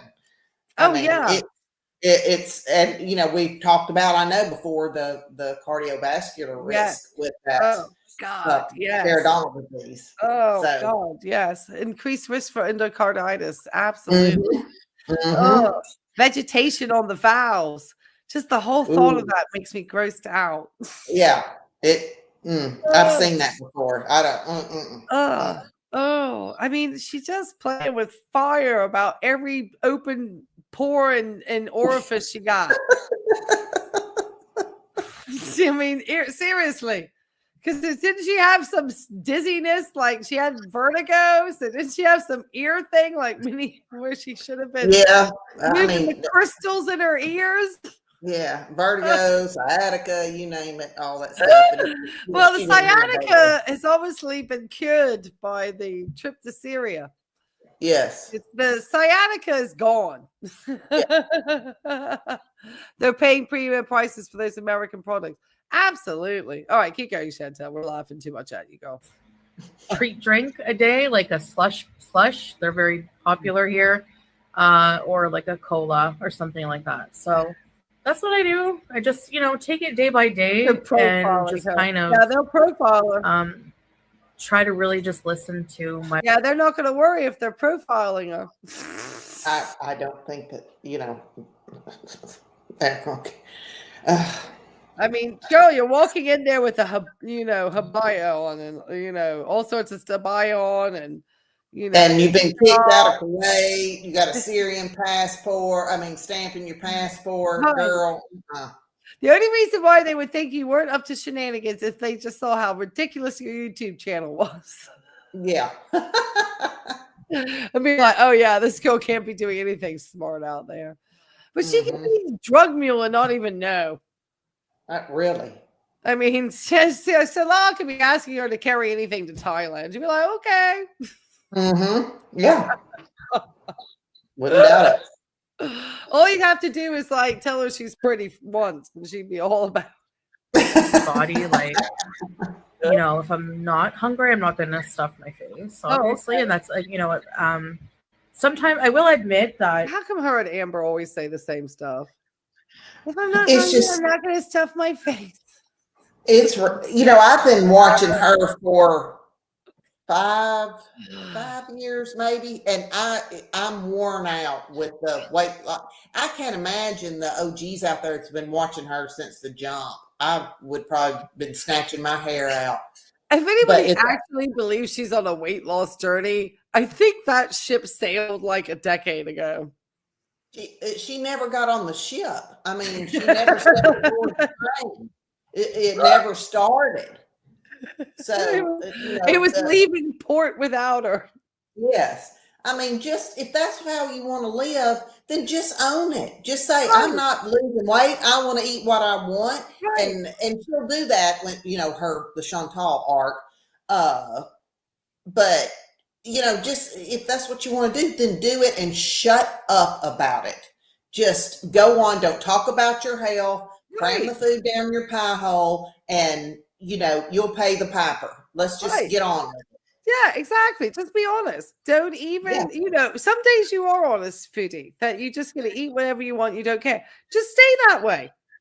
I mean, I know you clickbait with your health updates, but then if you're going to do that, you do have to expect some amount of criticism that comes along with saying you're going to talk about your health updates. Yeah. And then don't get upset if people talk about it. Angel of Glass been watching her close to 11 years. My gosh. Bless your heart. I couldn't have done it. It's 11 to 12. I feel like I've been watching her for at least 7, which I can find shocking. I can't remember if it was 2019 or 2020 when I started watching her. Right. I want to say it was before that, when I was traveling as an RN, I think I discovered her. I think I discovered Zachary Michael. So I think I discovered her through a reaction channel. So I think that's how I discovered Chantal. I always started watching her through reaction channels. I started with Shakara Transformations is how I found her. And I have never raw dogged her. Then I found French Fried Girl and then Yaba and then some other ones and branched off from there. But I've never raw dogged one of her videos. Right. Because when I started my YouTube channel, I was making content around MLM and people talking about, just obviously not very good advice for, cancer. And then Chantal who I had seen through Zachary Michael, decided to start taking that unicity. And that's when I said, oh, I got to start talking about, and then she started really talking about her type 2 diabetes. And I was like, oh God, you know, but yeah, you should just be quiet about it. Everyone's, why are you out here? Chantal, you take metformin, but when was the last time you had your kidney panel done? Yeah. That is the one drug that you really should be checking your kidneys with. Absolutely. She doesn't do any of it. I mean, it's why it's like for healthcare people, I think it's so hard to watch her, is because she talks about all this stuff and yet she's not getting proper follow-up, and her audience is probably at best semi-educated around health topics. Well, I mean, some of those beezers, I mean, they're dumber than a stump. They ain't got sense. God gave a kumquat. And that she's spewing this stuff out, and they're just like, no, gobbling all up. And I'm like, no. That's wrong. That's wrong. Right. We always say the misinformation we see in the community is just so vast. And that's why, Are You Serious? I found you through Are You Serious and came in your chat that night. And I was like, that I had offered to help her free of charge when she was kicking in $20K a month. But I thought, well, maybe if it was free, she'd do it. Right. And I said, you're not going to make the next 5 years if you don't make some drastic changes. And she just said, yeah, Sonia, I know. And that was it. Right. And I never offered that again. Went in there, offered that. That was the response I got. And so that's it, Right.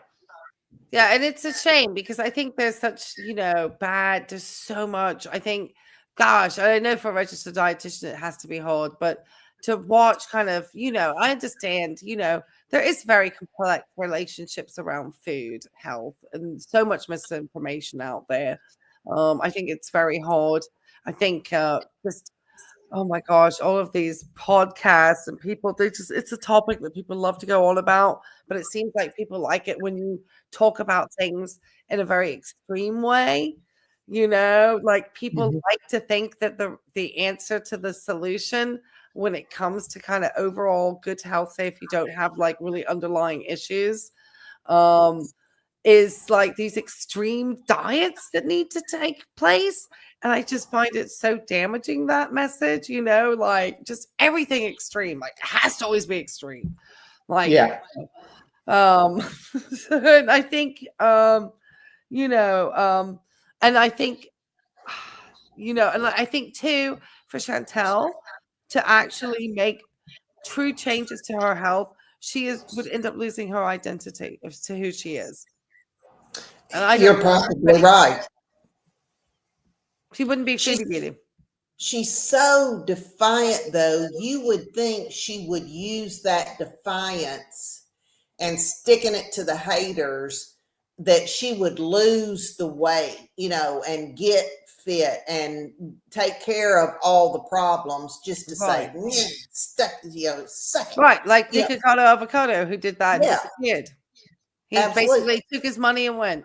And now he's living probably his, he's done some probably damage to his body, but he was still kind of young. So hopefully not too much damage. A lot of his, unfortunately, a lot of that heart disease stuff is going to happen when you're young. So he is going to have to really reverse how he eats going forward to not have too much damage to his heart from it. But I don't think Chantal is on as clever of a trajectory as he was. No. It's just,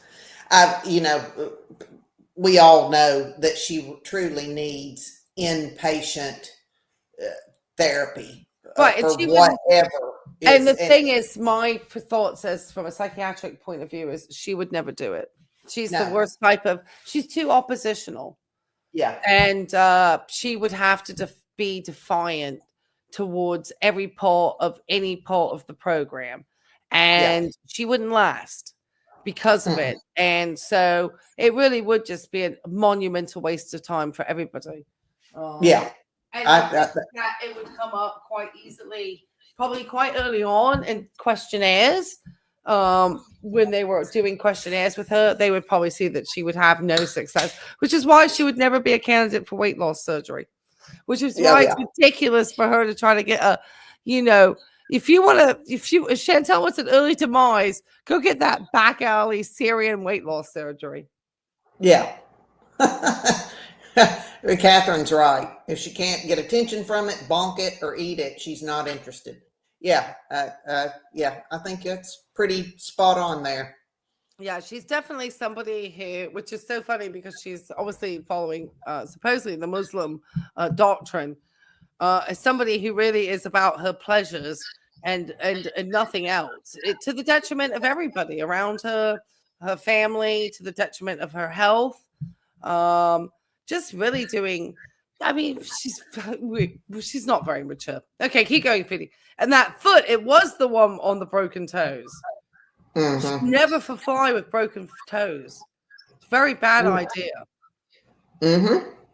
You could really cause she's probably part of the reason why she's not getting around too much either. It's that foot. Yeah. At some point, she is, she can sit there and smile all day, but I know she doesn't feel very good. No.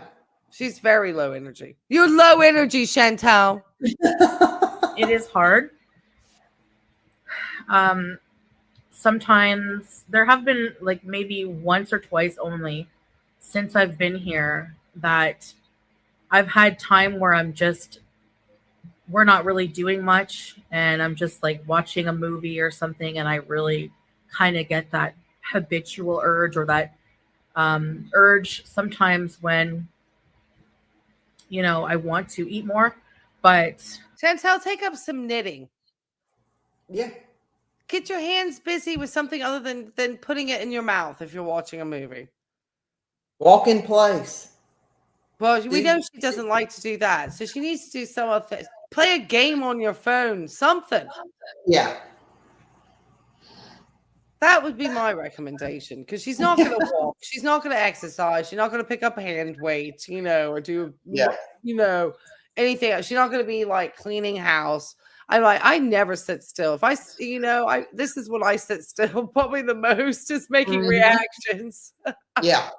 Or charting for my patient. A little snuggle time at the very end of the night with the dogs. And then I know that I'm probably going to fall asleep on the couch because it's been a busy day, but I think she needs to do something with her hands. And I think doing something like knitting or something, crochet, I don't care. Other than smoking shisha. Well, somebody in our chat did suggest maybe, why don't you try to learn crochet? And she's like, no, I don't want to. Not interested. You got a wee echo? Oh, let me turn myself down. Thank you. Maybe I'm too loud. Hopefully that improved it. I think I was a little too loud. Thank you, Catherine. Maybe I was just too loud there. Do some needlepoint. It doesn't color. Get some adult coloring like Amber Lynn has. You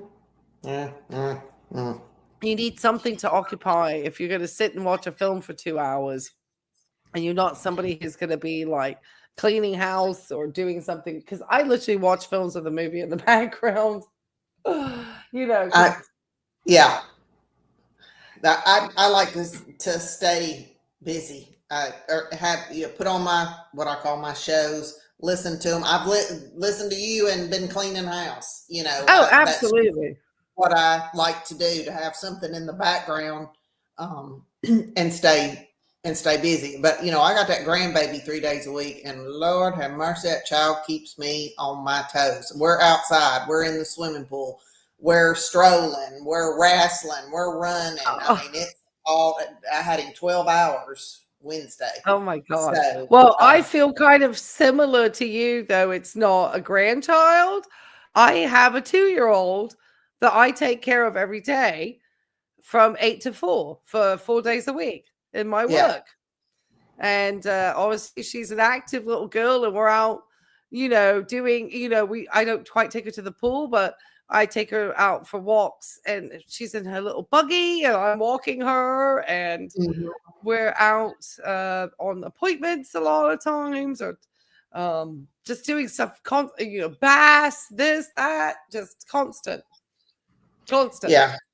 You know, Well, and busy. my Like, boys who are now 34 and 31, but you know, they grew up with the video games, and right. you know, if I could go back, I would have cut all that out.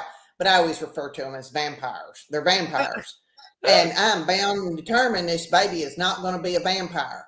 So if we watch something on TV, it's educational, but I try to get him, and of course, summer it's hotter than, you know, the gates of Hades. Right. We but try to get him out early, and he loves to be outside and activity and that.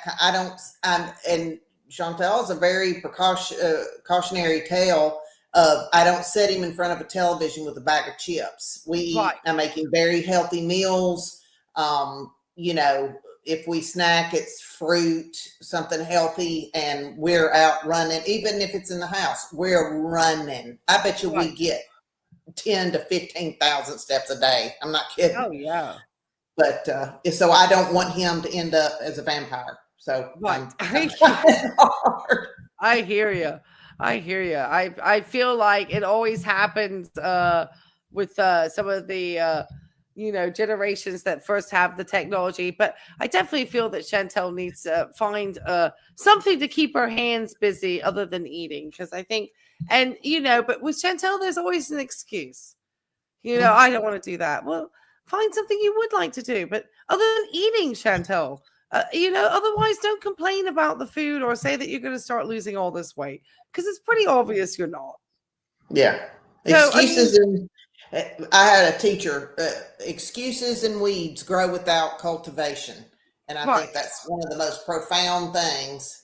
Shout out, Mr. Hayes. But yeah, it's excuses and weeds. That's her in a nutshell. Right. Shocking health updates. Nobody's shocked. No. And what's okay? I haven't been shocked yet, Chantal. I've just been hearing the same one. I just like, no, I can't. I just psychologically kind of just try to deal with it. It is hard still, but it's less hard here because a lot of my comfort foods and stuff like that, they're not available, and they're not easily available, and there's just not really drive-throughs and things like that you can just go to. And you know, they still have some junk, but it's just not the same as, you know, when I was living in Canada or Kuwait. Kuwait has a lot of Western, you know, fast food places and stuff like that. And so, really, Chantal, I never saw you at a fast food place at Kuwait. Who'd have thunk it? I would have thunk it. I never saw that faux sushi plate showing up at your house to like eat rows of rice. That's why you were probably sad to leave Kuwait, actually, Chantal. I think you were actually in fast food heaven over there. I agree. I think she loved the amount of rice and bread that they provided on every one of their meals. I agree. Because it's not obviously about taste. I think it's just trying to make herself so uncomfortable with a full stomach. That's when she considers her something that would probably make all of us sick and have to take to the bed is her comfort level. I cannot imagine what the size of that organ has to be in her body, because obviously you stretch your stomach. Mm-hmm. I bet you it's ulcerated. I bet my last dollar that the inside of that lining of that stomach is ulcerated to heaven and back. God. Oh, but she definitely, I mean, and she is, because she is a bigger person, she is going to need a lot of calories to maintain that frame. You know, that it's going to take a lot of calories. Oh my gosh. Yeah. But at some point, her heart is not, her kidneys, her heart, one of these organs is going to give out. Yeah. And they're neck and neck. I would say so. I would say pretty much. And one of it is going to cause a stroke. Yeah. She's up for the three. Acute kidney failure that could become chronic. acute on chronic. Mm-hmm. Liver failure, heart disease, Heart disease. uncontrolled type 2 diabetes, high blood pressure, diabetic neuropathy. I mean, whatever she's got going on with her lungs. And then like dodgy CPAP usage. I mean, that's not going to be beneficial. No, I don't think she's ever cleaned that CPAP. Oh God. She may have changed the hose out, but I mean, I know my husband changes his hose out, but he has to like soak it in vinegar water, and then he's got that ion or ozone cleaner that I mean, like just meticulous with it. And I don't think she ever had anything redone with it when she went back to Canada. So she doesn't get it recalibrated. She doesn't know if it's really working effectively. She doesn't know. I mean, she says she has this thing on, but I would have a feeling that the CPAP machine's in pretty bad state. Well, you do have to maintain these pieces of equipment. Well, she's probably gained 150 pounds since she got the CPAP. Right. So the mask might not even fit her face correctly anymore. It may not be the right pressure. Correct. Because her neck's got fatter. We talked about that because of her fat neck. Is why she has sleep apnea. She said, well, yes, absolutely. Her endocrinologist told her that, y'all. So that her fat neck is why she has sleep apnea. Well, that's usually a primary cause. I'm not in my comfort zone. I'm out of my element, and I'm forced to just do more activity. Life is just generally different here, and it's a lot. It's harder in a lot of ways, and so if you really want to, I guess, entertain yourself, with limited electricity and limited internet and stuff like that, the best thing to do is go out and enjoy life. Go to a park with people and go visit people. She does know she's in a war-torn country that's getting missiles aimed at it from neighboring countries. She's aware, isn't she? Yeah. And so why would she be assuming that she would just go out walking in a park? I have no idea. I mean, here's a novel idea. Clean up that hovel you're living in. Sweep it, mop it, scrub it, whatever. There's something to keep you busy. But no, I can't remember if she said they were at that park when somebody got pew-pewed, like, what'd she say? I don't know if she said 150 meters or 60 meters away. Yes. The thing is that she probably had access to parks and lots of beautiful malls to walk around and air-conditioned stuff. She's not walking. She's too out of shape.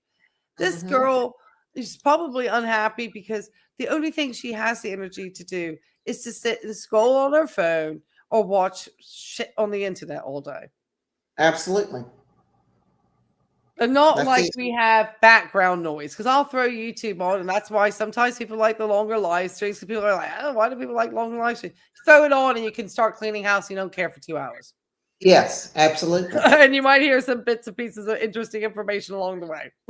Well, she wants to get in that car and go because it has air conditioner. And that's the only time she gets air conditioning is in the car. But it wouldn't be using up resources like gas. This is a contradiction. And I've not seen anybody say anything about this in any of the chats. She was talking about, the price of gas, which the way they put gas in your car is like, I'm thinking somebody's going to blow themselves up. But gas is really expensive. And then she said, oh, well, we can take a taxi like to Damascus. It's so cheap. And I'm like, well, if gas is a lot of money, how is it cheap? It's so much cheaper for us to take a taxi. Well, that don't even make sense. Why, if it's so cheap and the gas is so expensive, that doesn't make sense. So people are driving you for a loss of money, that they're in the hole taking you somewhere. Right, yeah.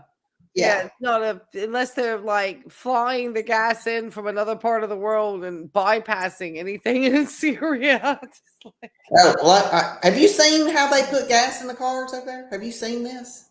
no, is it kind of old school? Like just like Girl, no, this ain't. This canisters being emptied into the cars? Is that kind of how they'll have a tanker truck, a smaller, not like our tanker trucks. right?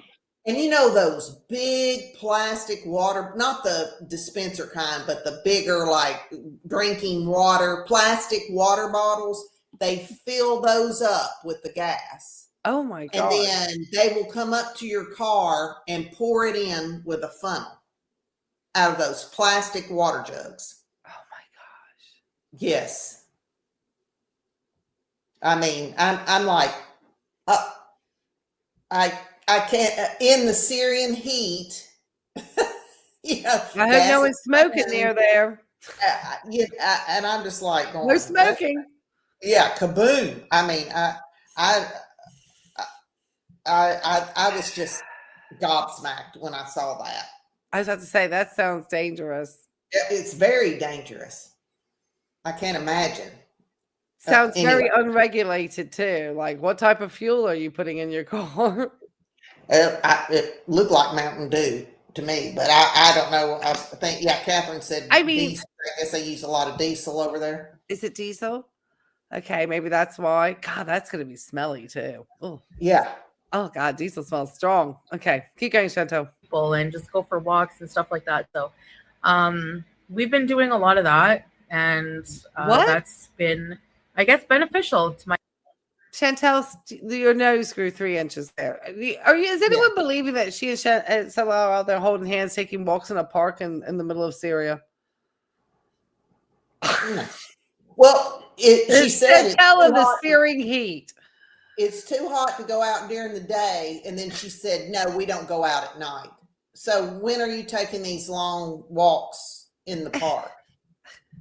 With just the, with the people, shilling the gas on the side of the road from the truck. If she didn't vlog it, she didn't do it. That's I if she saw can't monetize it. If it's something she can monetize, she's gonna do it. She would record it and post it. I So saw that some of the condition of the buildings that she drove past. If those are the conditions of some of the buildings, they're not maintaining parks. no. There's no maintained goddamn park. It's not like Kuwait, sweetheart. We No. know it's not. Mm-mm. It's not all artificially sterilized like Kuwait. No. So if you were in the bad part of town, Chantal, it still looked kind of dodgy. Yeah. help in a lot of ways. So that's the part of the weight update. Oh, that's now okay. my diabetes. Oh God. So I took my blood reading today, and actually that inspired this whole wanting to do this update for you guys, because it's so much easier to do these updates when it's going to be a positive one than whenever it's like a negative. But my blood sugar reading, I was so surprised. Like my glucometer has different lights for showing you if it's a good or a bad reading. Now this is for a diabetic, okay? A normal, healthy. What do you want to say about this? I'm gonna let you take the floor on this one, Cheekbones. Well, she said it says 8.8, and she says, in the little caption, it's usually 11 to 14. Since when? You told us in Kuwait that it was like 8. That's all we heard was, it's 8. It's 8.8, and then in this statement, she makes a point of saying, I think like a young, healthy person. Well, a young, healthy person don't have diabetes. Right. And if it was a young person, probably had type 1. I mean, that's a whole Correct. other ball game. But she's Right. trying to pass it off as because I'm older and I'm morbidly obese. This is great, almost a 9. So she's taking that as normal. Right. I just can't. No. Right. And there's not enough. I don't know enough about when she took that blood sugar. Like, Did you just take your metformin 30 minutes before that? And that maybe just artificially lowered it down. Did you not have something to eat?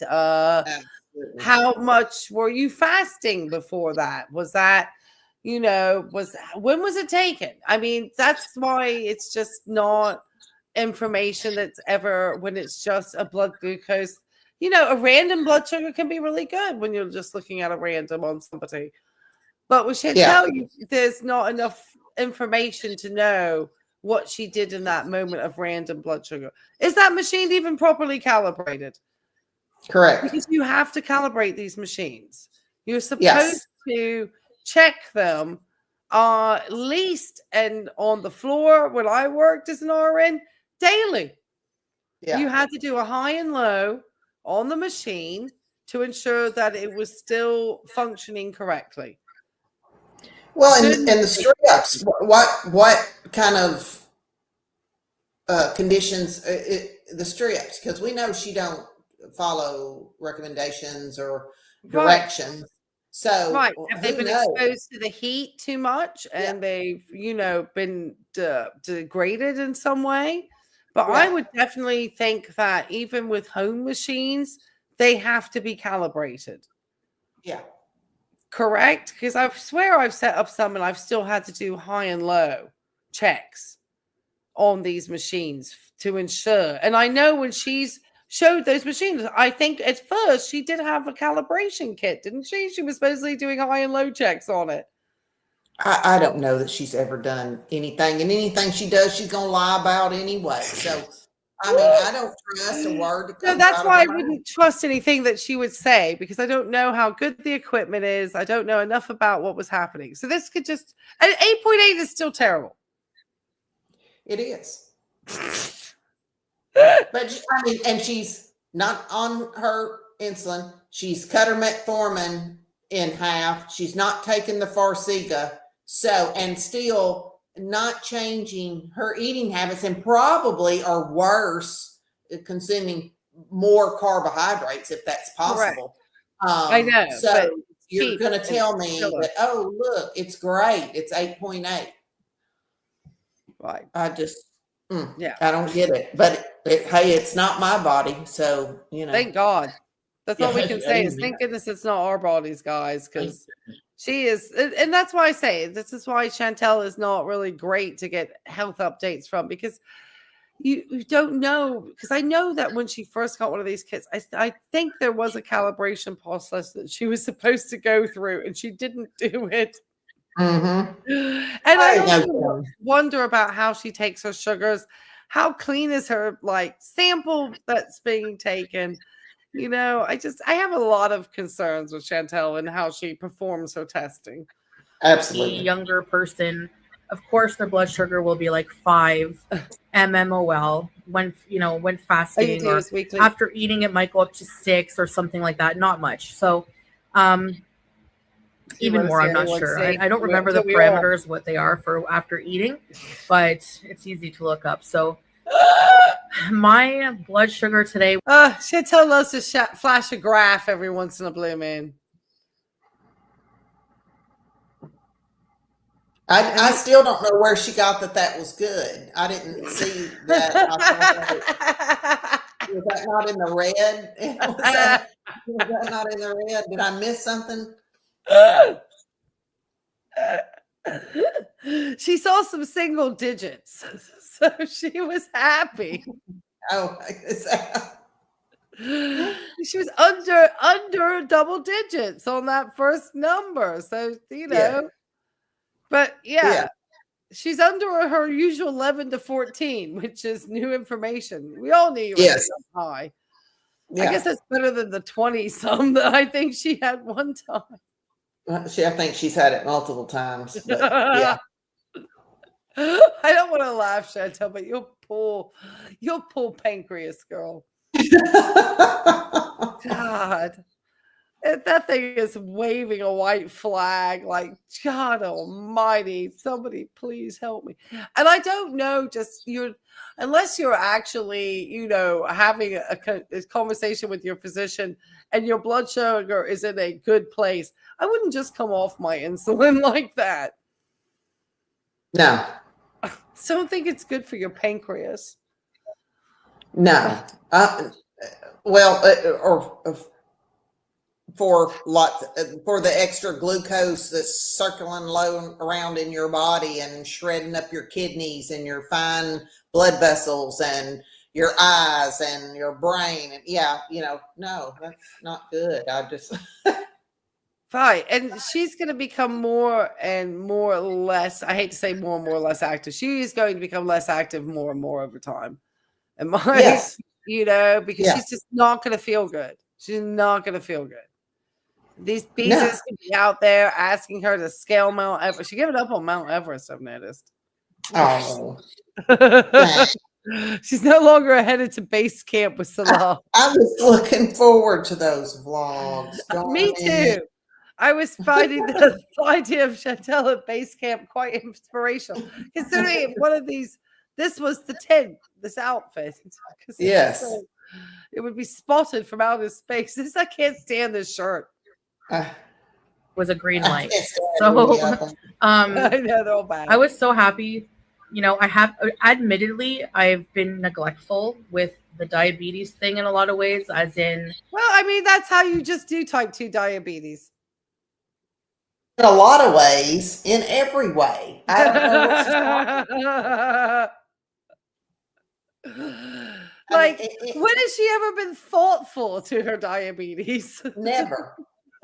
Not one time. I don't know what she's talking about.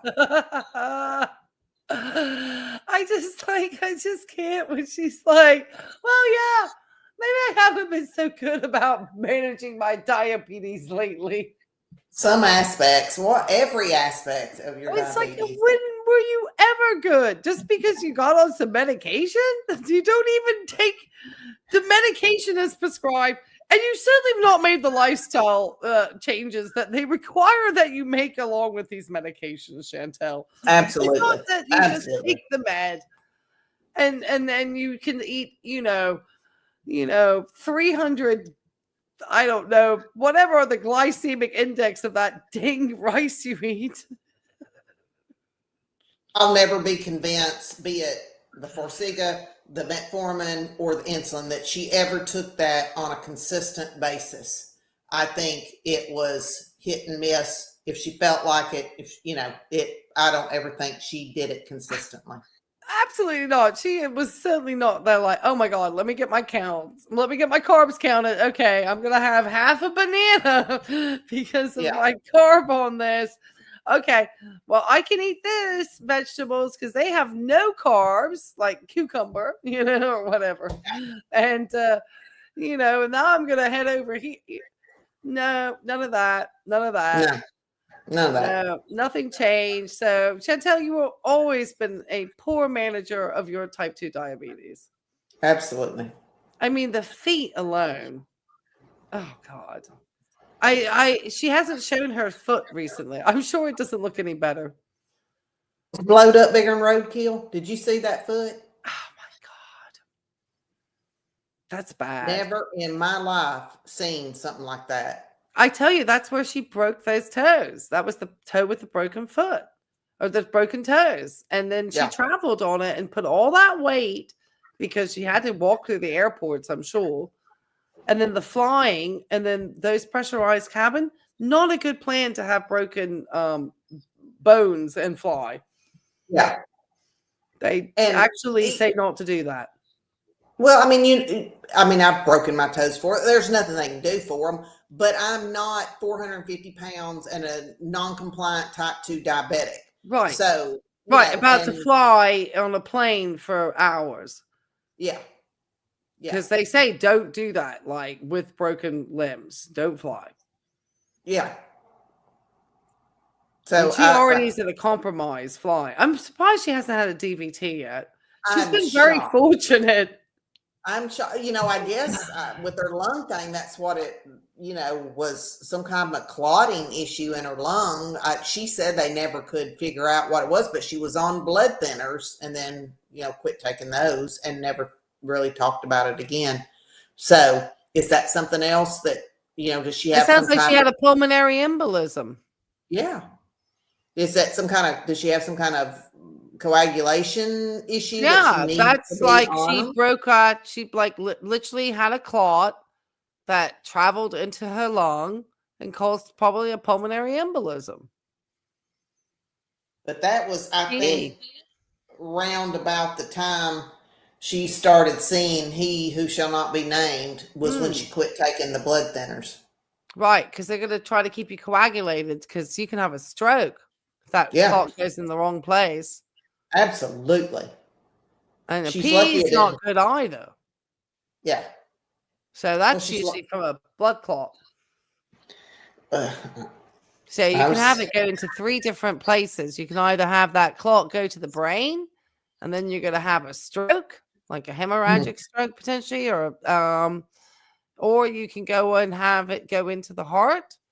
Then you can have like a cardiac event of some type, like a heart attack. yeah. Or you get Well, it into it's the lungs, and then you get a pulmonary embolism. for somebody who was so fortunate to have free health care that she could have had all of this stuff taken care of. And like Catherine said, what she did it with, she's trying to fix it with crystals, with a psychic medium health care, something, I mean, she's done other than kill a chicken and a ring of salt. She done all this oddball stuff to cure herself instead of going somewhere that she had free resources to, or very little cost to her, and get it done. And even if there was a cost, she was kicking in $20K a month, 15, $20K a month, that she could have afforded the therapy or anything else that she needed. But she just squandered all that. Yeah, all that new age because she stuff. doesn't want to change. There's no desire for her. She has no desire to change. She just does everything to say, I don't want to change. Yeah. Everything. I mean, that's why she left Canada suddenly. Yeah. I'm sorry. I misspoke. Abriana did say Syria does have the best health care. I stand corrected. Yes, you are correct. Syria does have the best health care. Yes, I have discovered it was ranked number 1 in a secret poll that nobody was That's the law. yeah, that nobody else had seen the results of that secret poll. But there was a very broad poll taken across the globe. And yes, Syria was considered in this secretive broad poll to have the world's best healthcare. But no other countries were actually in the survey. Yes, there was one country and one voter. It was Syria and Salah. That's where it got that. Salah ranked Syria as having the world's best healthcare because I guess if you can get a medication from some unknown bodega for a couple of cents, then you've got the best healthcare in the world. Yes, correct. I can't believe Chantal, like, I kind of not been taking good care of my diabetes. Chantal, you've never taken good care of your diabetes. It's so funny. When I ran out of insulin, I didn't go back to see the doctor. Oh, great. I just had a lot going on, Okay. and I just never did it. Yeah. And is that the time when the cat was getting nabbed? Is that what was going on? I think she stopped it before that time. I can't exactly pinpoint, but it was before that. But like we said at the beginning, I don't know. I didn't have enough time, girl. All you got is time. But I truly, my theory is that schedule she got the 7-hour live streaming. I think she was trying to stay off the radar as a tourist because she had been to multiple doctors multiple times to get her medications, and somewhere something linked up, and she probably couldn't, get it. And of course, she's lazy and just. They ran out of pharmacies in Kuwait. Yes, exactly. They went to every single one of them at that point. Yeah. She had run out of places to go. Oh, Chantal. Yes. All right, keep going, girl. I'm gonna cough. My I just allergies are horrible. Stuck to the metformin. I was taking twice a day. Now, The sneezing, the I coughing, sometimes now take it's it here. twice a day. I Is it? usually only take it actually once a day, which is 1,000 milligrams. I don't think that's how metformin is prescribed usually. It's generally a BID drug, isn't it? But twice a day drug, metformin? I've always given it to people. So, but I mean, she was, 2,000 milligrams a day. That's like, I don't think she could have gone any higher. That's the, I think, max dose. I would say that's Yeah. the maximum dose on that. Yeah. I think, yeah, because your kidneys can't take much more than that.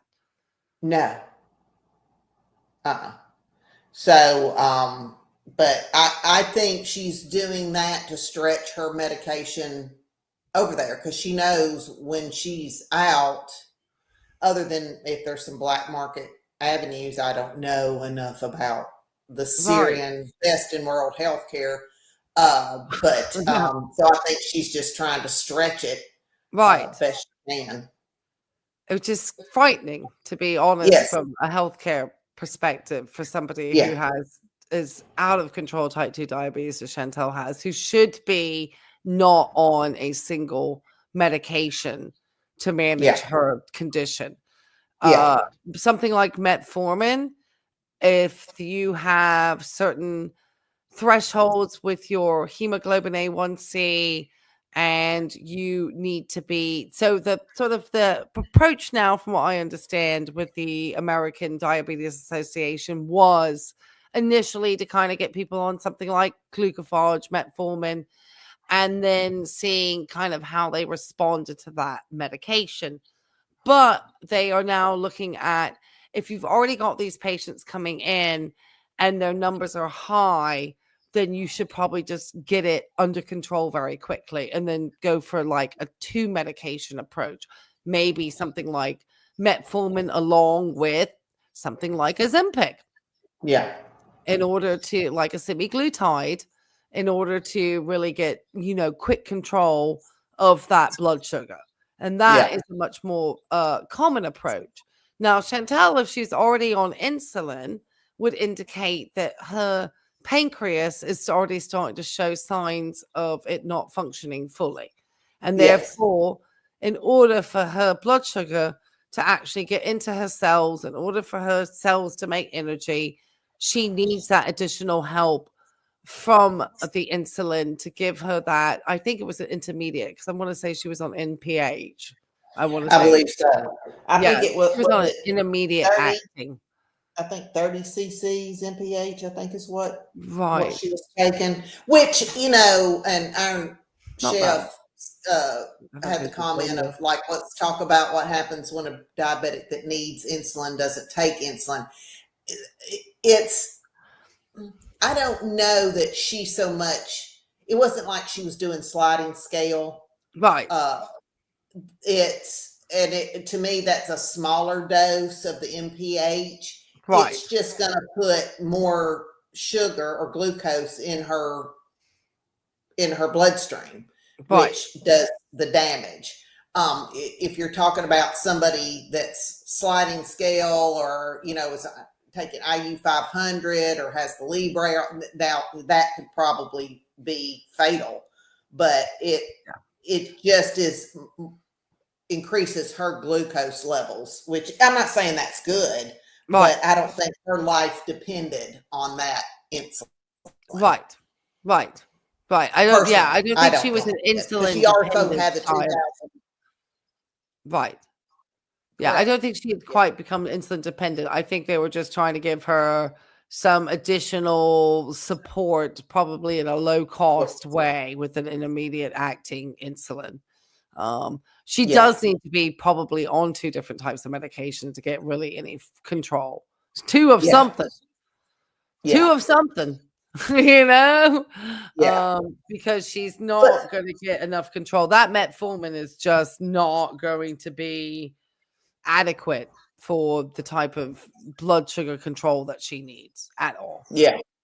That's just eat the sugar that gets in the bloodstream type drug. It's really not. And like I said, she's never getting kidney panels, so she really doesn't understand. If she's just doing metformin, she's been doing it to those levels of doses, her kidneys definitely need to be monitored Absolutely. for their function.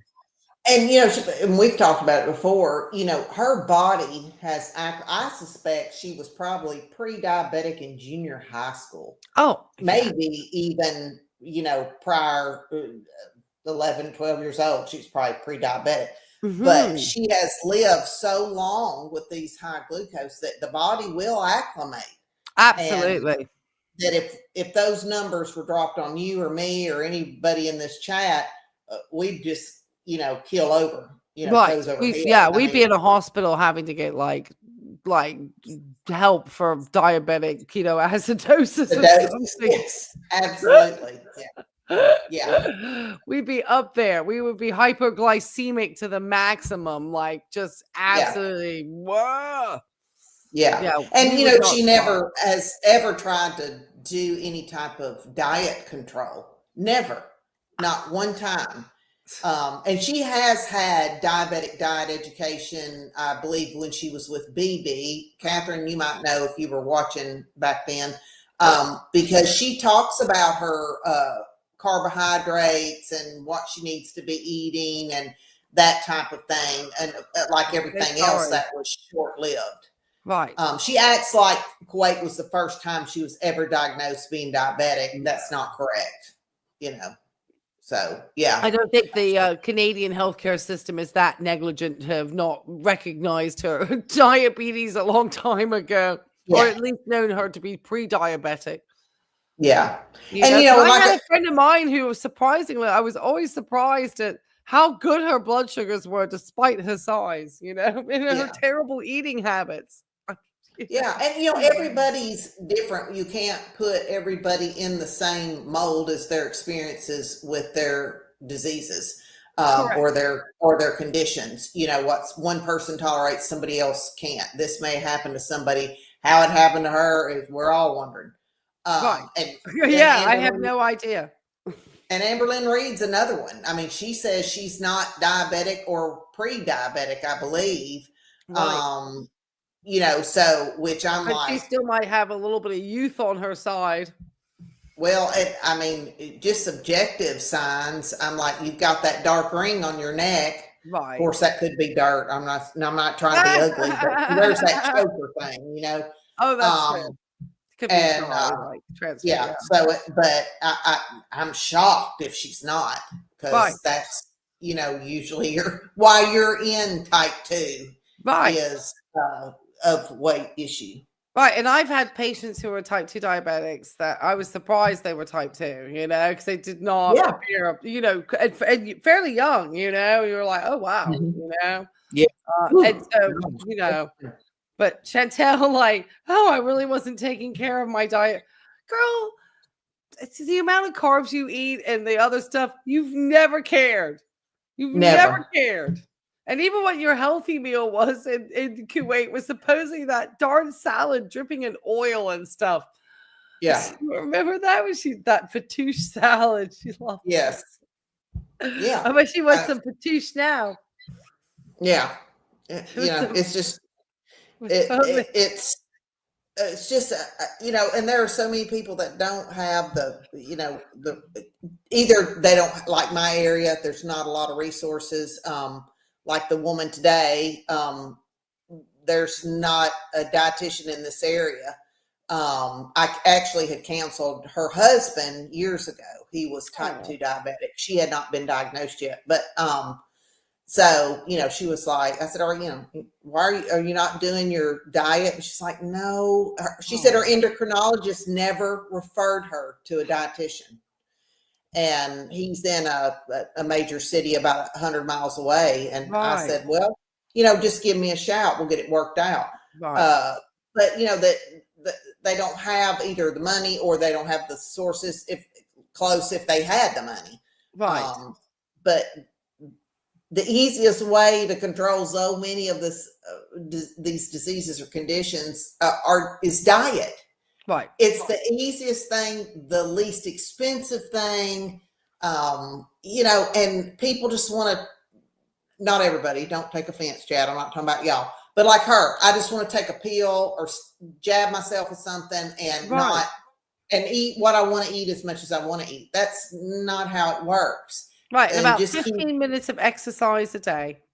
yeah. You got to do some exercise to use up that, blood sugar a little bit too. So Yeah. you got to I mean, just exercise. simple things, but people just like, oh, we'll just increase my medication. Oh, give me another medication. I'm just not going to carry me around a big old Ziploc bag full of pills. Oh God. Oh my God. So that's why I try to keep it all, Right. and the thing I have, there's nothing I can do about it. Which I find so astounding because people get so upset with the medical say, oh, they just want to push pills on us. But then when you do actually try to suggest to your patients, because we do suggest that you make the lifestyle changes before we put you on medications. And, we do want you to do the life. I've had so many patients. Isn't there just a pill for that? Exactly. Yeah. Isn't there just a pill? Yeah. And it's just like, it's that thing. It's like, well, then you can't say that we push pills on you when you don't want to do the work before, you want the pill because you don't want to have to do the work. Either think about what to eat or think about not going to the fast food restaurant or think about not going to the damn Chick-fil-A. Well, the medications are supposed to work hand in hand with the diet changes. Right. It's not one or the other. It's supposed to work together. Absolutely. Along with that. So yes, absolutely. And you made an excellent point. Like if you're going to get prescribed the medication, you're still prescribed the lifestyle. And then people seem to say, oh, well, the doctor never talked to me about the lifestyle. No, they told you you're supposed to make lifestyle changes. Yeah. I mean, what do you want us to do next? Actually come around your house and knock on your door at 6 a.m. and get you up. Oh, sorry, Junebug. Get you up and take you for a run and then help you get a healthy breakfast prepped. I mean, there's only but so much, and and there is a distinct lack when you do have people who do end up with certain illnesses who do need to speak to people like yourself, like registered dietitians, because there are certain things that really are going to impact the types of food you can eat depending on what disease process you have. And we don't have enough because for whatever reason, insurance just it seems to be really hard to connect patient with these resources. And I don't know why, and then you've got just so much bad health information on the internet. It's astounding because everybody wants to be, wow, look at me, I ate 3 sticks of butter, but, a day for a month. And look at me, I'm cut and ripped. Yeah. Well, I have not seen it because I do dabble on the old TikTok every now and then. But I guess, is it Megan Thee Stallion has done some diet, and from what I understand, it's like no carbohydrates, no processed foods, something. And, these TikTokers are like on treadmills going, oh, Megan Thee Stallion, no. Like, okay, well, she's got the money. I'm sure she has physicians, a trainer, all this kind of stuff. But you're going to have a chef who's making her food. You're going to have these people that are like, okay, I'm not going to eat any carbohydrate, and I'm going to go run 5 hours on a treadmill, and I'm going, it just sends the wrong signals. Yes.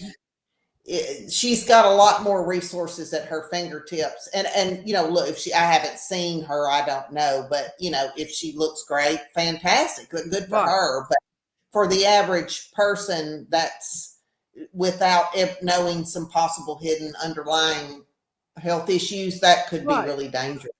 So, and she also has money, which means she could also have plastic surgeries to nip and tuck other things in too. So I think that people always have to be aware that these folks have money and they certainly know the numbers to plastic surgeons. And a lot of these aesthetic things that they do, they're going to get plastic surgery along with it. Absolutely. Yeah. All day long. Mm-hmm. And then lie to people about it. Okay, keep going, Chantal, because you're a liar. And that seems to be working. Like it's not... Gosh.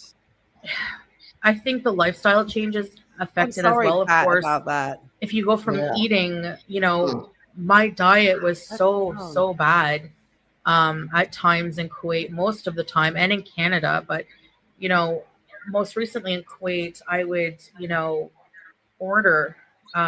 We would have dinner, sometimes breakfast, dinner, and then another dinner. I guess breakfast, lunch, and dinner. I don't know. It was all. I didn't have like a structured eating pattern, as you guys know. But you saw from my Yeah, you did, Chantal. It was just called round the clock, 24 hours, 27 Absolutely. a day eating. You just ate around the She had clock, that, girl. that Waffle House diet plan, 24/7, girl. And Yeah. but if you remember, she'd say in Kuwait, "Oh, I've only had one meal today," Right. or "Oh, I didn't eat that much," or "This is Right. my first meal." So she always, rule number 2, she always tells on herself. Rule Right. number 1, she Yeah. lies. Rule Yeah. number 2, she always tells on herself. So, her, how she was saying it in Kuwait that, oh, this is my first meal today. Gonna eat this and then I'm going to bed. So I've only had one meal today. And then she would eat nonstop on her live streams. Nonstop. Right. I mean, yes, and hit through a couple of meals in one of the 6 or 7 hour ones, easily. Yeah, and with absolutely. the sandwich hidden somewhere, and Chantal, everybody knew you were eating out of control, girl. All your money Yes. was going to fast food, everything. That's why you don't buy new clothes, because you need money for food. Absolutely. That's why you wouldn't get the cat fixed. Spend the money, Lazy. just lazy. That poor cat. That haircut's disgusting. I honestly, I would have maybe 1 millimeter of respect if because you'll never convince me they didn't snatch that cat off the street. If they'd just let the cat go on the street in Kuwait, she was fixed. I think a lot of people, or get one of Salal's friends to surrender it to Paul's of Kuwait or something. Why are you hauling that cat to a war zone? And the thing is, for the cat, that obviously she tried to say that, pardon me, my allergies are horrible today. Oh, they mowed the lawn. I was outside too long. I apologize. She ruined the cat's natural cooling system by taking the hair off the cat. If you brush the cat, you're not supposed to shave these animals. I had a Pomeranian. People always say, "Oh, you need to shave your Pomeranian when the summer comes." It's like, that's not what you actually do.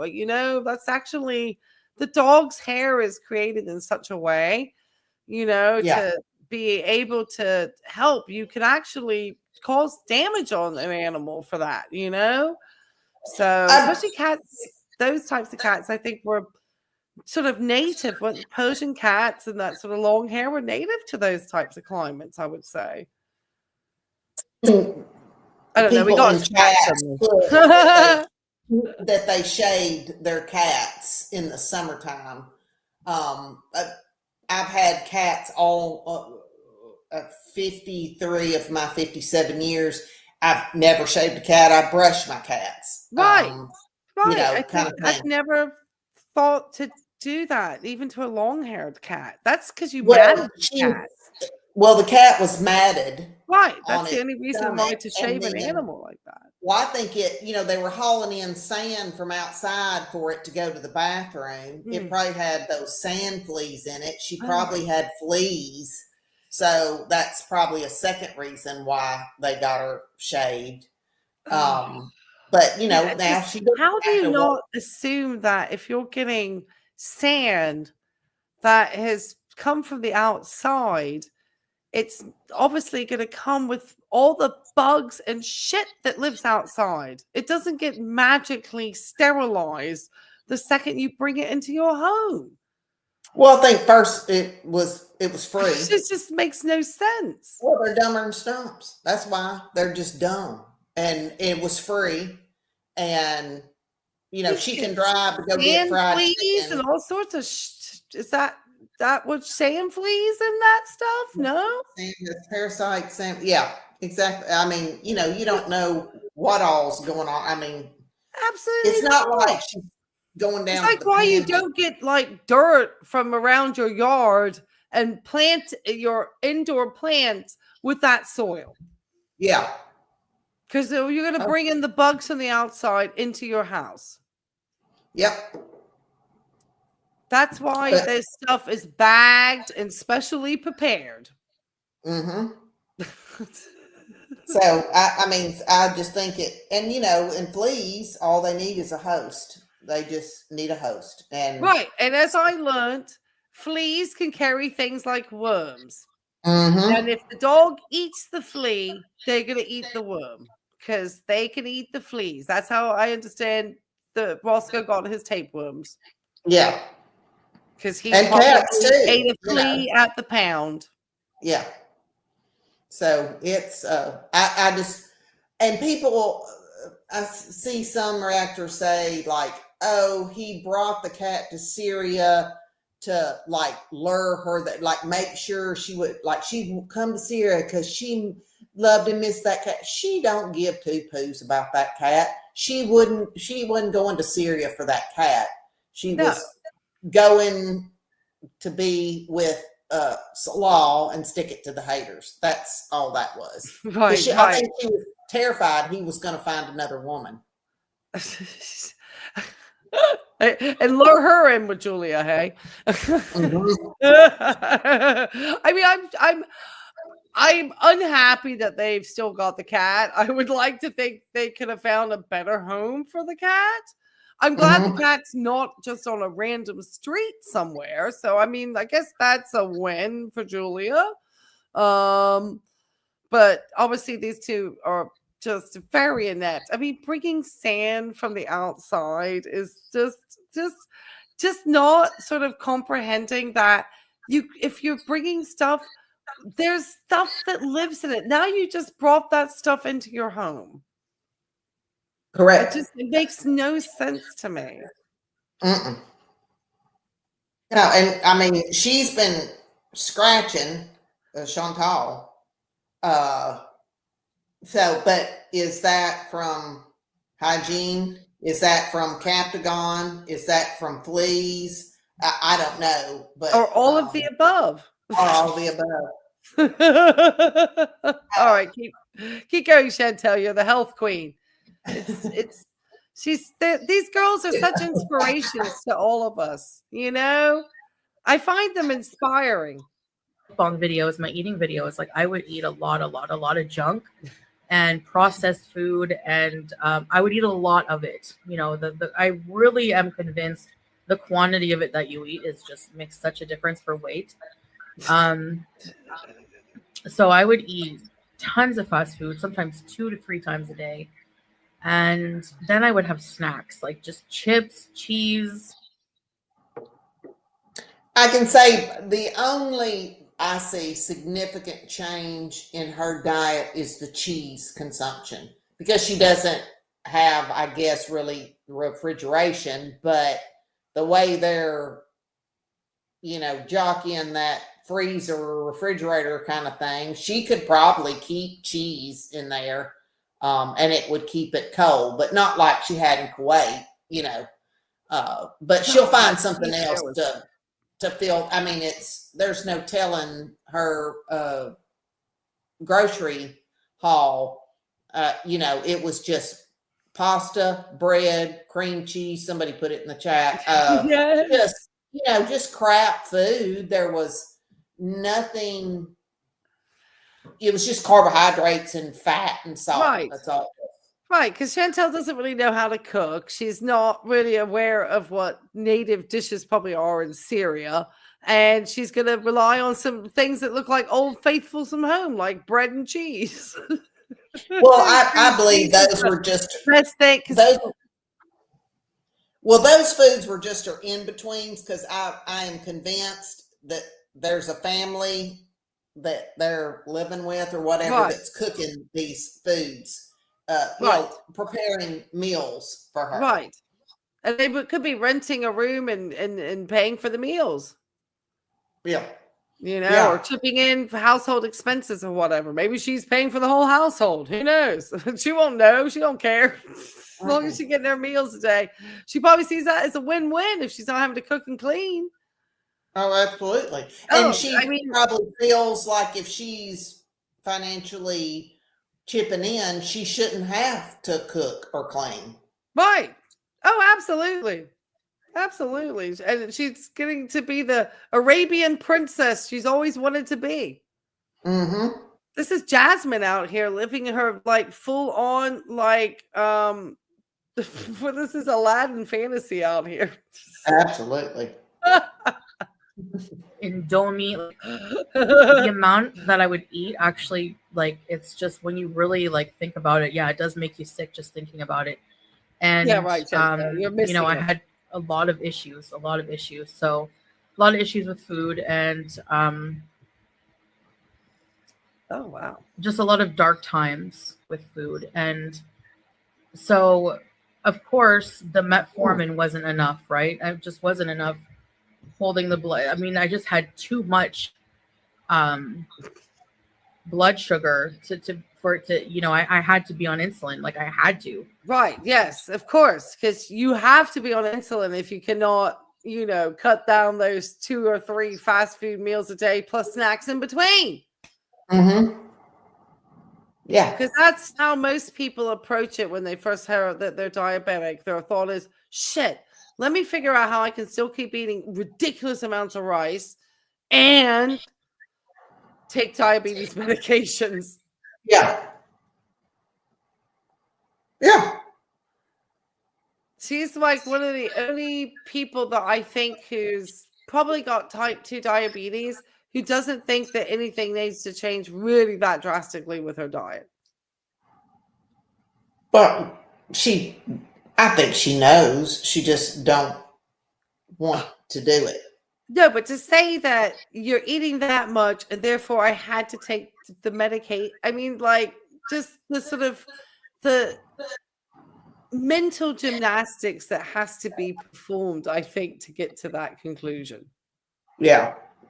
is to not understand the amount of food and the way that she was eating is obviously contributed to that.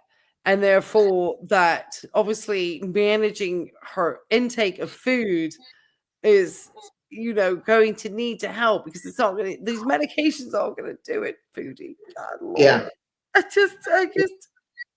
I'm just making it out like, yeah, that's what happens, guys. I guess probably half these beasts are probably type 2 diabetics too. Sure they are. But excuse me if I do not pronounce it correctly. Bernard. How's her body keeping up, you know, with her not taking it? I think one, she's acclimated, but number 2, you can't see the damage that's going on. It's internal. Right. But it's just after so many years of that. And yeah, look, I'm the first to say I can't believe that she hadn't popped a clog. Right. But or had a really major event that's caused her like a week or 2 stay in a hospital. Yes. And there's probably times she probably needed to go. I mean, that time in Kuwait when she was urinating barbecue sauce, she probably needed to be hospitalized, but right. She's, you know, not going to go. It's just, like I said, she's going to keep spinning that barrel. And then one time it's going to be a no-go.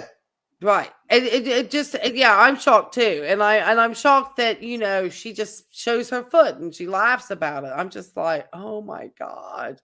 I mean, that's the sort of thing that could create a clot that could travel. And it's amazing. But I think part of her way of protecting herself is by her not moving a great deal once she gets somewhere. I think that's why she likes to find her space, because then she's not required to move a great deal. And therefore she's staying a little bit safer physically. Because every time, you know, when she's out and about, something is starting to, you know, she's having more accidents. Yeah. More, you know, slips, falls. You noticed? Sorry, my allergies are bad. I think it's the neuropathy, Right. because she just is losing the sensation in her feet. Right. Insensate, isn't that what they call it? Insensate. Um, Right. she just, she can't feel them, and that's why, that's what's so dangerous. She also can't feel if she stepped on a nail or if she stepped on something hot and burned it. She Right. can't tell. And she's not doing foot checks. I mean, those feet. I mean, I think any doctor would be horrified if she showed him that foot. Mm-hmm. I'm just telling you, the swelling in that foot, I have never, I just, And it's see, shocking. somebody like Chantal, she will sit there for 8 weeks with something looking like that and not care about it. Yeah. Oh, yeah. She'll just roll the dice. Yeah, absolutely. But her GI system, I mean, that she has chronic, from what she says and explains to us, which is TMI, chronic diarrhea. Like she eats a fatty meal, it's 10, you can clock it, 10 to 15 minutes, she's running to the bathroom. And now she's in a third world country with very compromised sanitary bathroom situations. No gallbladder, right above. It's how can you live like that? She thinks it's funny. Absolutely, Pat. She thinks that's funny. I'm trying to. If she's not fully evacuating and it's just water like that, I mean, it could be that she actually has something obstructing, and it's just the liquid that's coming around the obstruction. I really don't. I know that I hate to sound gross, but that can happen. I don't think impacted bowel is on my bingo card for her. I think to the diabetes, it may be wreaking havoc with that GI tract. Well, that's true. I mean, that's what I'm saying, but it could be. I mean, it will too. I mean, but she could get impacted. She's got enough carb. I mean, carbs. Oh Lord, I'm not even going to say it, but I was because just it does happen where where they just if it's just water like that can because she says she drinks a lot of water, so she's getting fluid, and she could have an impaction. And she's just peeing or pooping a liquid around it while it's impacting because she's not very active. And you need to have a certain amount of physical activity to help your bowels stay good and regular. And I don't know if she really gets enough good fiber in her meals. You know what I mean? No. So I could think that there could be an impaction around there. Yeah, Catherine. And if that's the case, that has to be removed by somebody. Oh, you'll get a blood clot behind that real bad. You'll perforate a bowel real fast. Yeah. And like Kat C said, the metformin and then the lack of the gallbladder. Oh, yeah. And that could be something too. So it's but I mean, that's very concerning. Her GI issues with having to run to the bathroom and then the sanitary conditions that she's living in. Right. That's another thing. Well, I mean, she did say she had a history of C. diff, and that would be the only thing that would make me think that somebody else would be going that quickly. Well, I mean, if to me, I personally think the C. diff was cured, because if it wasn't cured, I mean, C. diff is not something that you can just live with for years. No. If that was still it, and I've never seen the diff just like somebody that had it in the past. It just pop up. Yes. Like, surprise! It's some kind of antibiotic issue, or taking antibiotics that will put them back in the C. diff or something like that. But yes, if you're impacted, Catherine, you could take an oil-based enema. Sorry. Well, my limited experience or interaction with the impacted bowels was at the nursing home, and it was a manual situation that had to be done. Well, So, I've had to do it where it's, I've had to use enemas to get things started because and along with then having to use manual means to help with it once it kind of got going, to kind of get and then after that I saw the world's largest blood clot. It was the size of a baby. Get out. Ooh. Not even lying. This person had been impacted for so long. And then she would not stop bleeding for like 30 minutes. We had to rush her to an emergency room. Good Lord. That had been impacted up that long. I'm surprised the bowels didn't become necrotic. She got very lucky. Very lucky. Ooh. Very lucky. And of course, she had dementia and stuff. So that was great, but yeah. I always ask people like, how often is she moving their bowels? And like, people are like, I don't know. I'm just like, I cannot express how important it is to have proper bowel movement. Yeah. So, I mean, if she's just mushy, then I don't know if that's just an effect of, the bad bowel, as far as like no gallbladder, the types of food that she eats, which is going to cause her to have gastric issues, along with, just the metformin, along with the bad blood sugar. She mushy, or she just literally like liquid, because if it's just a liquid, that could say to me impaction, with just liquid coming around something up higher. Yeah. Unless it's like liquid, like literal diarrhea. And then you're going to become dehydrated. Yeah, I think to me, it's, I hate to be so graphic, everybody. I don't know the consistency. It's just the need to get to a restroom within minutes. And I think there are times that she's had accidents that she couldn't stop it.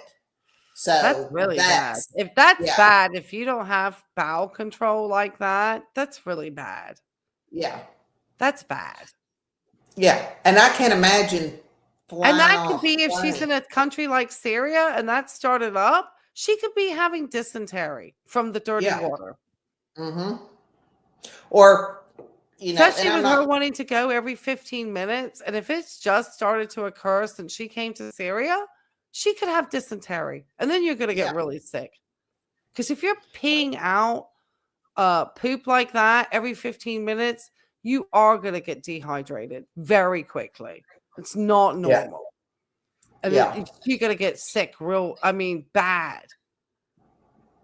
I wouldn't be surprised if she wouldn't get dysentery. I got dysentery while living in Mexico 2 times, the amoebic and bacterial. And it's literally, you are just peeing water and you are constantly on that toilet to the point where I shat my pants in a school trying to go to teach.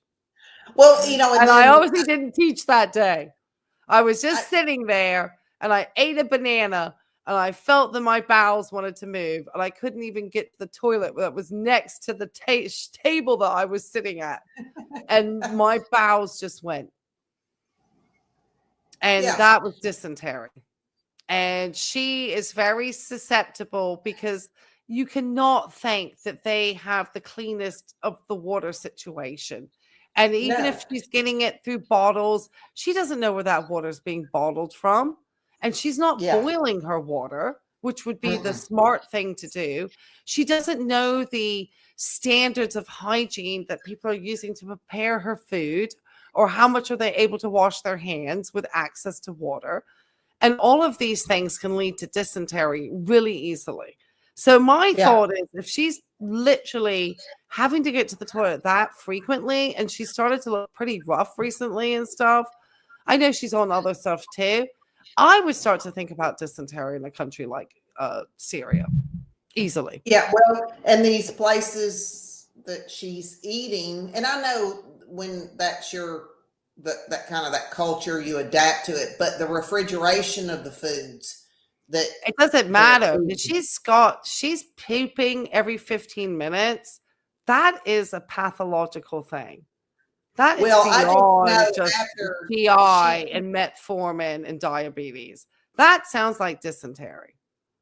she eats like one of those, Well, that's say what I'm that saying. That's KFC. very reminiscent of dysentery. You've got to poop. Like the minute you eat, you got to go. Your bowels aren't going to hold anything. I think that's another reason why, many reasons why she liked going to the KFG, because she says in her review, oh, they have really clean bathrooms. And I'm like, I go out to eat many times, and I've never had the need to use the restroom. I wouldn't know what the restroom looked like in a lot of restaurants because I don't think I have ever been to a restaurant and taken a number 2. I'm sure that process has happened long before I've hit that restaurant. If you're having to, I mean, she's already had the gallbladder removed, so that kind of takes, that issue kind of away, That literally, if this has come up, I'm not even being funny. This has come up since she's arrived in Syria. I know she kind of had it, but if it's that frequent, because I don't remember her. I know she's not great about her poops, but I don't remember her like eating and then having to say about pooping 15 minutes later. And if it's like water, that's dysentery. Yeah. That is something that she's picked up in Syria. And I wouldn't be surprised. She's eating food in a country which probably the hygiene, she's not cooking. She don't know these people aren't washing their hands before they shat and then cooking her food. Yeah. She's no idea. Well, just I think it's not like they've got like any standards for anything for food protocol there. She's gonna get really sick. She's so just, oh my God. Well, she can't, not that she does, but she'll get cholera next. Yeah, exactly. I'm being serious. I mean, besides what other people are talking about, nobody ever seems to think that she is literally in a country where there is not access really properly to clean water. It's not boiling water. She is literally pooping out water every 15 minutes. She probably got dysentery. I mean, you'll lose the weight, Chantal, and you're going to have to be on antibiotics. Or a parasite, but that's what I mean. You can have amoebic or bacterial dysentery. Yeah, yeah. And she's going to pick up dysentery from this country. Well, this basement that she live streams in, it has a squat hole, but it also has a Western toilet. But from what I understand, she doesn't know if the people who are cooking her food just took a shit in the toilet and then didn't wash their hands and then cooked her food. She's no idea. She doesn't know if what those vegetables have been in, what's sharing what on the side of a. She's no idea. Yeah, no idea. Well, I guess she just thinks if everything gets fried, it won't give her a disease. Well, but this toilet, they have to put water in the tank to use it. And then Salah said the other day, she's not going to pick up dysentery from a filthy toilet. That's just going to cause for other hygiene. It's literally eating the foods from the places that she doesn't know where they're preparing food. That is what's going to cause her to be sick. I swear the woman's got dysentery. If she's pooping every 15-minute liquid water and living in those filthy conditions, she got dysentery. But if she's using this toilet, because Slaw said, oh, like we're running low on water. Now there's this, they've got roads closed. Are they getting water shipments in? She's just going to continue to go in this toilet, which sets up like a whole nother, and we know she's not very has any level of cleanliness. I'm just saying that. Well, I understand that, but my whole thing is also too is that one of the things I've never heard any of these channels who are reaction channels, and maybe they haven't lived in many third world countries like I have, but the likelihood of her picking up a disease like cholera or dysentery is extremely high in these conditions. Yeah. Extremely high. It's beyond just us talking about metformin and, and her gallbladder and all of this stuff. I mean, we're literally talking about her the access to clean water. She doesn't boil water. And I don't think she's even smart enough to think about this stuff. I don't think she's even smart enough to consider cholera in places like this. I think somebody did mention to her when she had that meth burner down there she's cooking her Indomie on that she needed to boil her water, and I think her response to that was like, oh, we get bottled water. But she doesn't know where they're getting this came water from. bottled Yeah. from. Yeah. They could be getting it bottled from wherever. I mean, what are you talking about, Chantal? It's not Deer Park or whatever, girl. And half the time that's just tap water in a bottle too. Yeah. So no, I wouldn't trust it. Not in a place like that, especially if it's not. What are you thinking, girl? She's just so. I swear, she got dysentery, girl. You're gonna go down. And I find that now, Money on that dysentery. I'm eating maybe like even less than Telling 1/3 you. of what I was eating, and moving. I tried to be careful in Mexico and I got dysentery. That's what I'm saying. And everything that you describe is what I had. I had the worst on that dysentery. Moctezuma's revenge. Don't think that she's not going to get access to shit like that in places like Syria. Oh, Pat, was she saying that she fills up her water bottles from that water tank? Is that what she said? Oh, she's going to get herself sick, man. Oh my God. Oh, she's going to get real sick out there. Is that what she's saying? Oh. Is that what she goes and filling her bottle from their water tank? Oh, God. Yeah, she's going to get something out of there. When your school is semi-solid in Mexico, the Mexi Nuggets.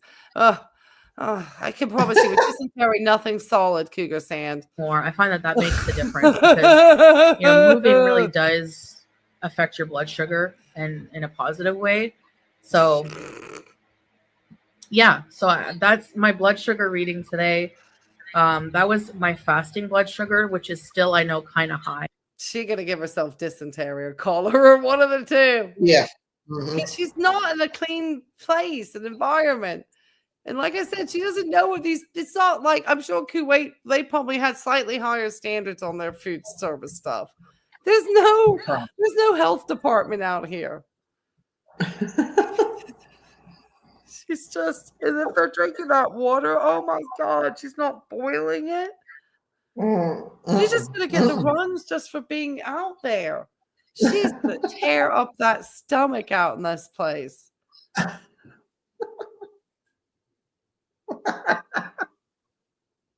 God. Oh my gosh. Dysentery. I mean, you're just sitting there. You eat one thing and then your bowel just goes. She'll just go on herself. Swear.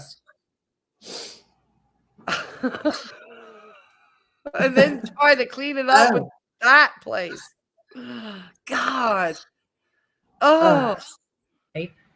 But for me and my diabetes standards, that's really low. That's 3.3 points away from being optimal, super normal, and that's without insulin. So, and I hadn't taken my medication yet today. So whenever I do have my main meal, I will have my metformin. Oh, okay. That just sounds so smart. What's the main meal for Chantal? 5 courses, 5 pieces of bread. Yeah. What's a main meal? We need to add impacted bowel and dysentery onto the bingo cards now. But if everyone's saying it's just Lisa, I'm almost getting into the world of dysentery and cholera. I've seen it happen so many times in Mexico. Very good friends of mine too. I had guy friends of mine who came from very well-to-do families, and every once in a while they'd want to go down and go to the cholera corner and get some tacos down there. You always rolling the dice. And one of my friends ended up in hospital with cholera. So, I mean, it's, Chantal has got a chance of getting one of these transmittable diseases quite easily. Ones that, shoot. I mean, she could get, literally a hep A out there. Or whichever, hep A or hep B, I think it's hep A. Is that the feces? A, B, and C. She get the whole alphabet. Hepatitis through the feces, man. You can't guarantee these people are washing their hands before food prep. They're low on water. And yeah, that's the update for my diabetes. I am no longer taking the insulin. Casting spells. Okay. In the future, I'll keep track of my blood, and if I see there's an issue with the blood sugars again and they're going up again, I will seek out medical care for that, and possibly have to go back on something. But yeah, I think that's about it for the diabetes update.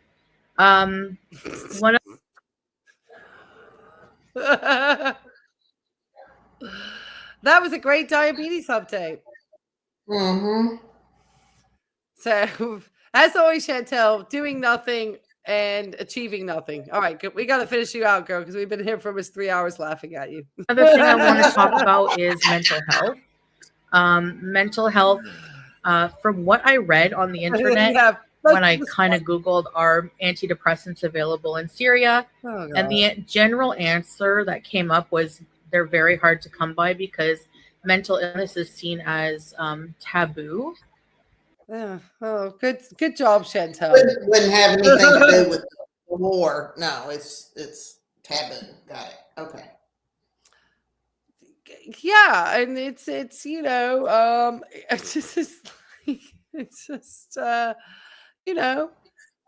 Chantal, did you think about that prior to leaving to Syria? But did you decide once you got to Syria then to Google what about your medication?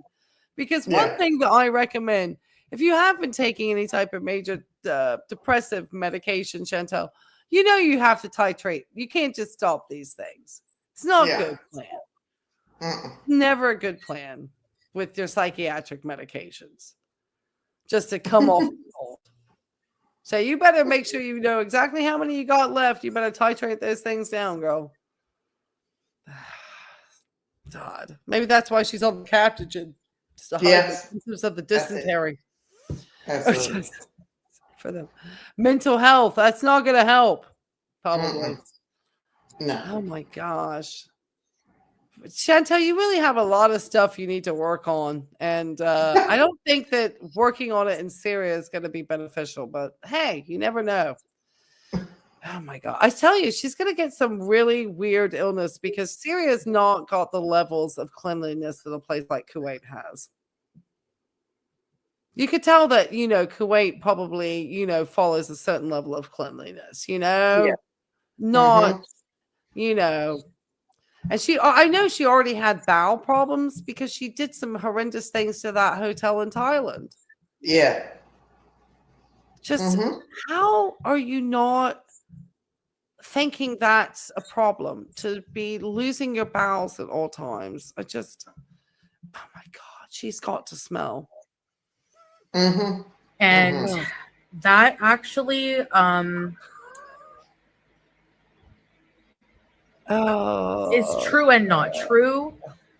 Taking them, that's not good. We actually did find a pharmacy that has my brain pills.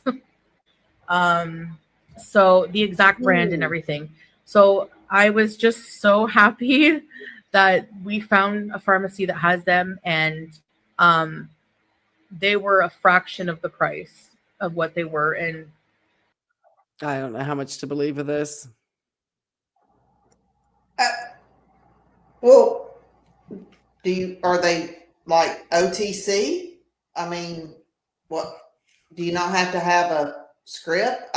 She doesn't elaborate about that. Well, I mean, some of these countries, like Mexico and stuff, you literally don't have to have scripts and get all sorts of things over the counter. So, I mean, I don't want to say, but it seems that if mental illness were considered a taboo, and why then would they even have anything unless the law found somebody who's selling something on a black market somewhere? Yeah.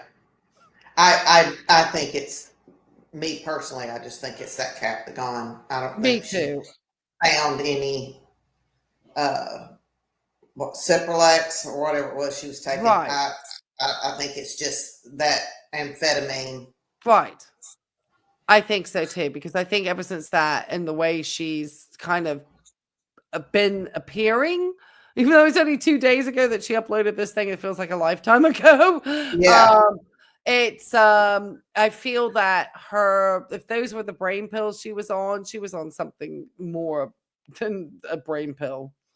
Because your antidepressant shouldn't make you that giddy or euphoric.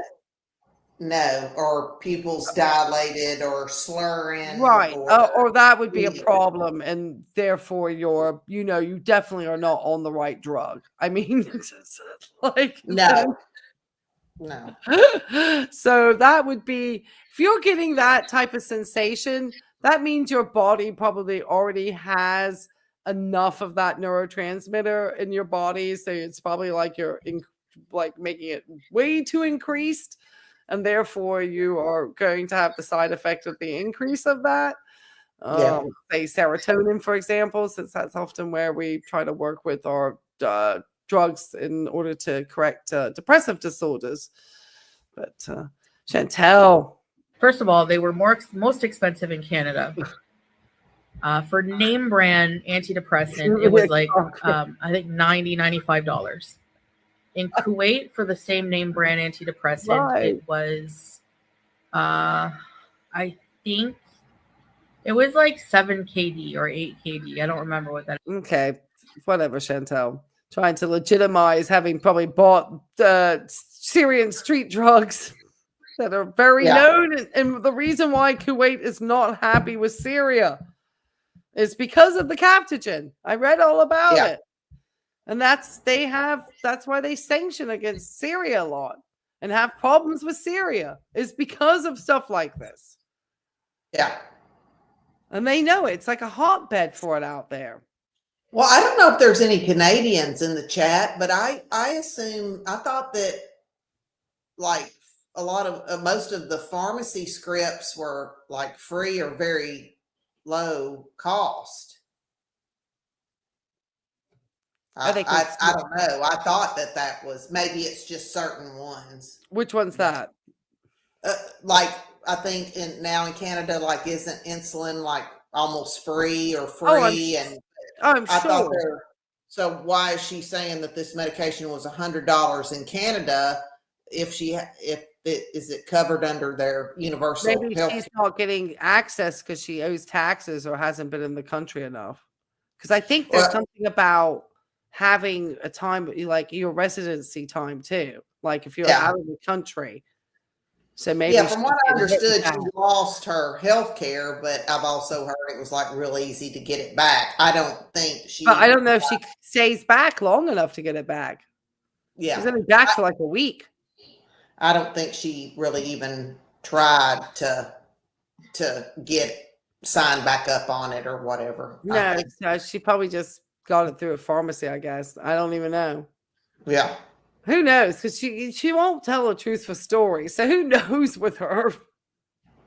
Whatever it is, she's going to paint that Canada's very bad and expensive, and Syria is the country that we didn't all know we needed to live in.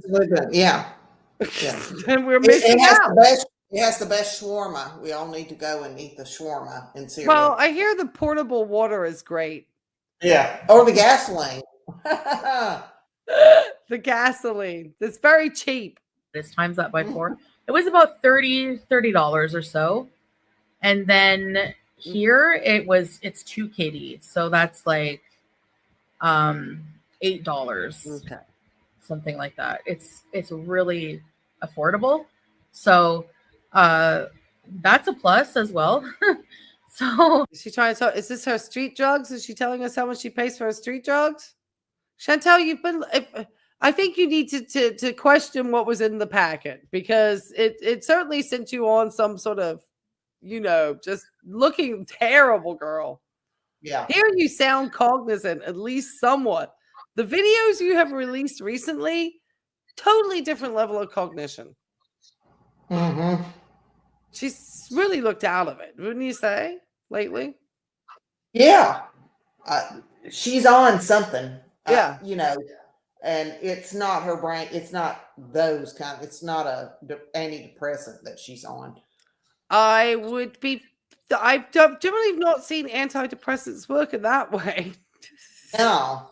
As somebody in another chat I saw said they thought she might be drunk. Maybe it was FFG's chat. But look, I don't do weed. I don't do anything. I like my glass of wine. So I'm well versed in the alcohol avenue. And that's not drunk. She's not drunk. It's something else. Well, I don't think they would be able to easily get alcohol in a country like Syria. I think that it's far easier in Syria because you have and I'm not trying to paraphrase Chantal, but it's not just a Muslim country. There's a lot of Christians. Not that Christians drink. I'm just saying it's not.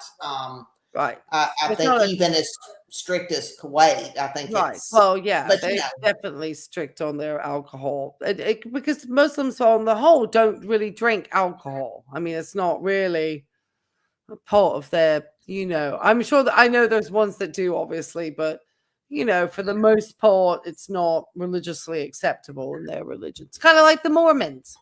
Yeah. They don't drink. They're not supposed to, but it doesn't say there are all Mormons who don't drink or Muslims who don't drink, but that does go against what their religious teachings are. Yeah. But I don't think she didn't look drunk. No. She looked high. That's my medical pricier here, but a lot of the things are very affordable in ways that are surprising, So, that's that. I tried. Well, there are definitely all legal controlled narcotics that can be found on the streets, benzos, all of those, unfortunately. Mm-hmm.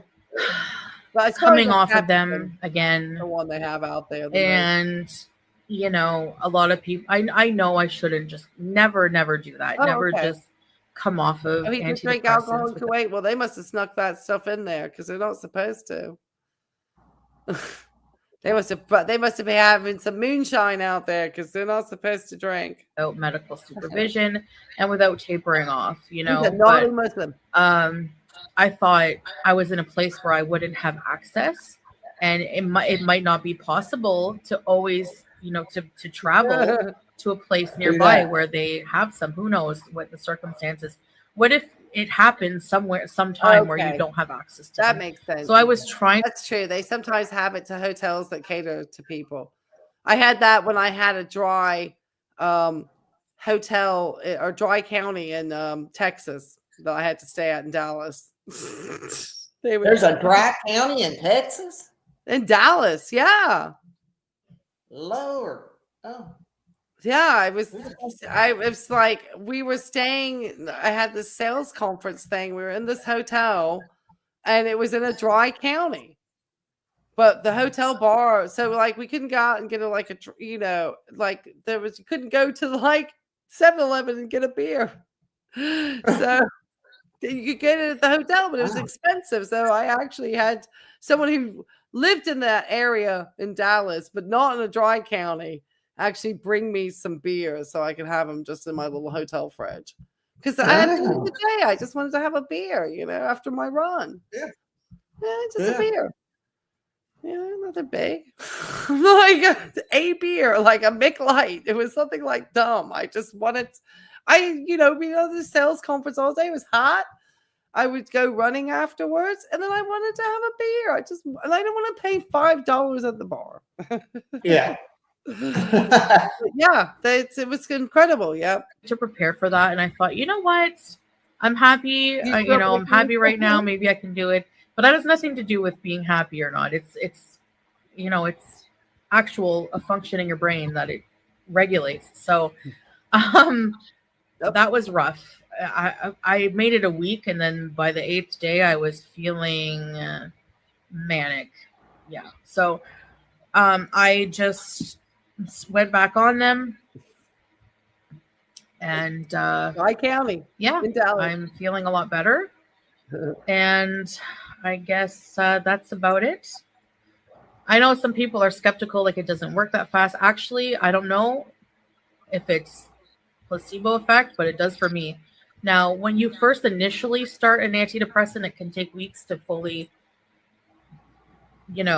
work in your brain and fix things. But once you're on them for that long, I think it probably doesn't take as long. That doesn't make a difference, Chantal. And that actually, the time when you're actually ramping up on these drugs and those initial 2 weeks are some of the most dangerous times for people getting onto antidepressant medications. And her having just come off of it, if she, that's really not recommended. That's, that is going to really not be recommended. So she messes with her mental health all the time. No wonder she can't really get good decision making. Tamara answered the question about the Canadian and the medications. Thanks, Tamara. I just don't know. Yeah. I had to wait. Oh, that's okay. That's okay. Yeah, I do. Yeah. And it's a way to get the trolls, So, not that you're a troll, Tamara, but it's just to slow the trolls down. Metformin is covered by the federal government in Canada, but other medications are typically not free here. Cost depends on lots of other factors. Okay, so what we understand from that, then her antidepressants would not have been covered the same way that because I can imagine they want to keep things like diabetes under control, because at the end of the day, you're going to have less cost to the healthcare system if these type 2 diabetics have access to their medications. It's going to be much cheaper in the long run than making them expensive. Yeah, Chantal, she is a great educator. Yeah. She should have been a teacher. She should have been a teacher. Some people have extended coverage insurance to their work that will cover some or all the costs, and low-income people might have prescription paid by the provincial government. And thank you, Tamara. That's helpful. And Chantal probably has nothing, because she hasn't paid her taxes. That's why I said I don't think she has access to everything because of her not being in the country. I think she's lost some of her, she obviously doesn't have a job to get discount. I'm sure it's still better than here. Yeah. Okay, she would have to pay for the antidepressants because she's self-employed, and I doubt she would purchase these. Yeah, extended health coverage plan. Girl, she can't even get her taxes paid in your country. What are you talking about? She has forgone tax paying for years. That's why she doesn't want to be in Canada. One, she wants to eat cheap somewhere. Two, she doesn't want to pay taxes. They must be a lot nicer out in Canada, tax people, because down here, they will pick you up by the ankles and shake the change out of your pockets. They don't play in the USA. Yeah, there's no messing with the IRS. No play. They're going to get you for every penny. You better be writing them letters about stuff to them and all sorts of stuff. I had one time when I had my own business and I took out my health insurance through the Affordable Care Act. My God, what a nightmare. It's a real nightmare with your taxes and stuff. Lord of my life. Going back and forth to the IRS over stuff, and oh my gosh, and they got upset because I only kept it for a year and you're supposed to keep it for 2 and this, that, and the other. Oh my God, it's a nightmare. It's a nightmare. BY. So, anyway, those are my health updates. I don't know. I feel feeling okay. I just thought I would let you know how I'm doing and with regards to that in more detail. So I really appreciate you guys for listening, And in the future, when I have more health updates, I'll let you know. And long row I ahead. thought she was going to stop giving us any health updates. We're about to finish out. I thought she was going to ban us from having health updates. I thought that she was like, I'm not telling you guys about my health anymore. Well, if I got paid $1 for every time she said that and did the opposite, I'd be on my yacht in the Bay of Cleopatra off the coast of Istanbul right now. Can I join you? Yes. Thank And I you. hope to get Jan Yeaman as my cocktail waiter. That she says that all the time, but that's thus the clickbait title, shocking health updates. There was nothing shocking in that. That was purely clickbait. It's just something to put out there to try to get money. Right. It's right. That's all that it is. Right. Keep the Yeah. bees happy that they're getting some little health updates from Chantal. Yeah. So, Right. and it'll be when somebody brings up something, it'll be, it's none of your business. I don't have to tell you nothing about my Right. health. I'm not going to say anything else about it. I'm keeping it private. Right. know. Right. And then 15 minutes later, I got to get up to the toilet to piss poo. Yeah. Until I need to make water, girl, I'd be concerned. Yeah, until I need to make a video to be monetized and make some cash out of it, then I'll talk about it. I mean, she's just a walking contradiction in more than one way. I guess the shock was the blood sugar was 8.8. Was that the shock? I guess that's supposed to be. She's doing so much better. She probably just randomly took it. It was that low and said, "Oh, I'm going to make a video because it says 8.8 and I can show it." And that's I think you got it right there. Actually, cheekbones. I think that's exactly what happened.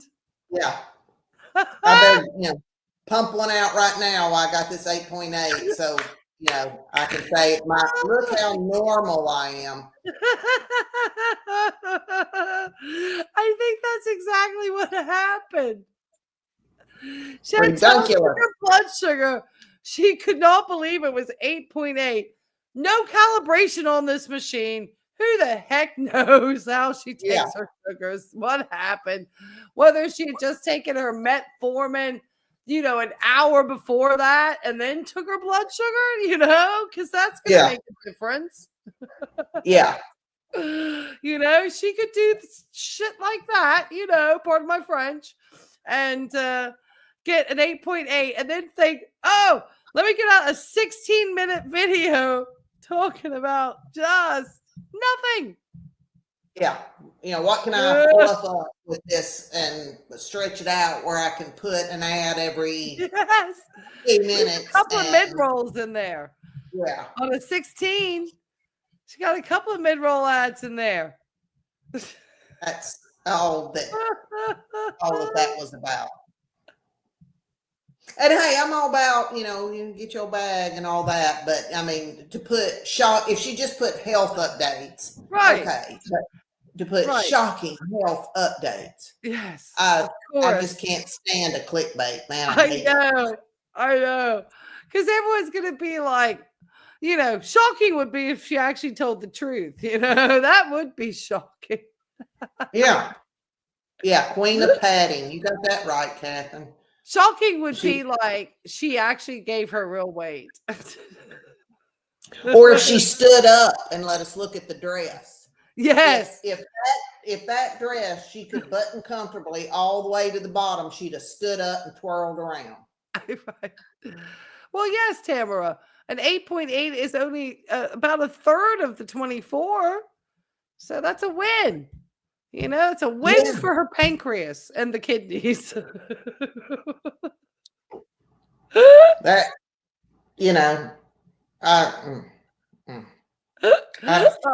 something that I have seen in my career as a dietitian also, I don't know if we've ever talked about this, but the people that because I worked oncology in Memphis at Baptist, and the number of people that were type 2 diabetics and had pancreatic cancer was staggering.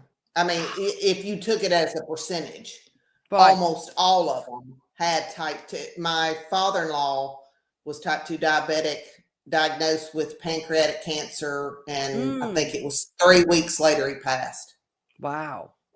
So, I've seen it a lot. So, and it makes sense too, because if you're, your pancreas, and then obviously, if you're having changes in how it produces insulin, I would think it could cause potential cell mutation.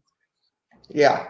Well, like your liver, that non-alcoholic fatty liver, morphs into cirrhosis, which goes in, I've seen it go into liver cancer. Right. So, and if there's one organ I would not want to mess with, it's my pancreas. It's probably the one that's going to give you the most issues and be the least easiest to fix sometimes. Like when people get pancreatitis, and it's just like, well, you just have to kind of wait for the inflammation to go down.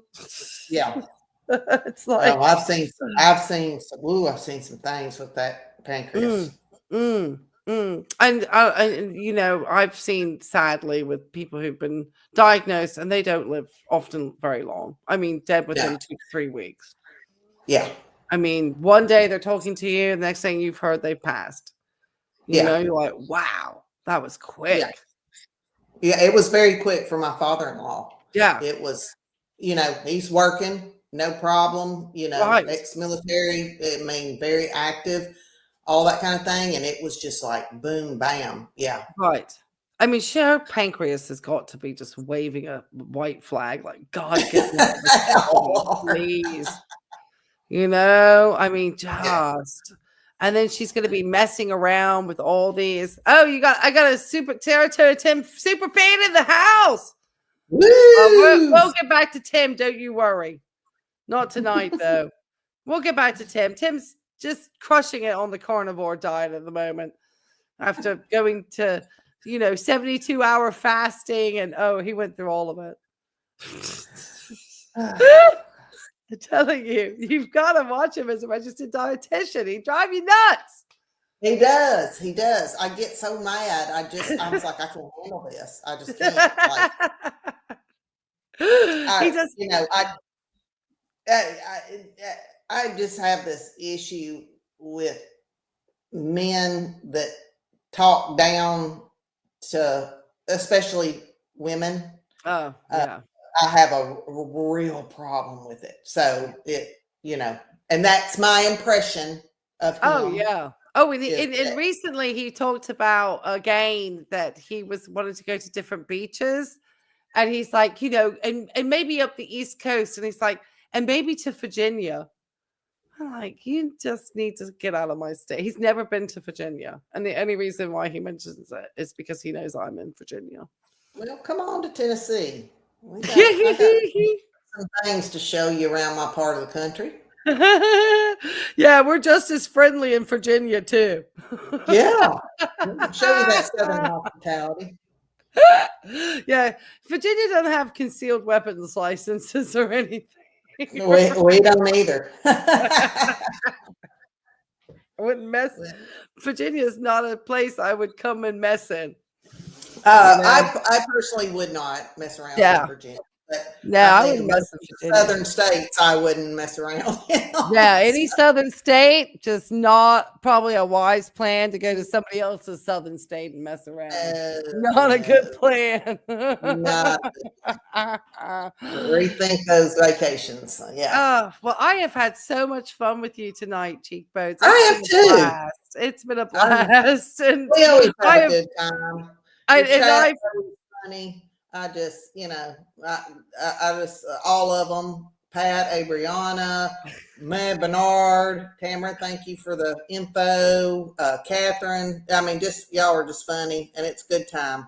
And I get to blow out my grievances. So thank you for allowing me to use your platform. Always. I love coming here and letting you air your grievances out. I enjoy it. It's one of my favorite chats, I think, is us two talking. We're the only two that do this like this. You know that we are unique in our community, in the girl world community. That we are the only two. And I know we don't get discovered, but people that once they do discover us, they enjoy it. You know, it's like having two ladies, you know, talking about this.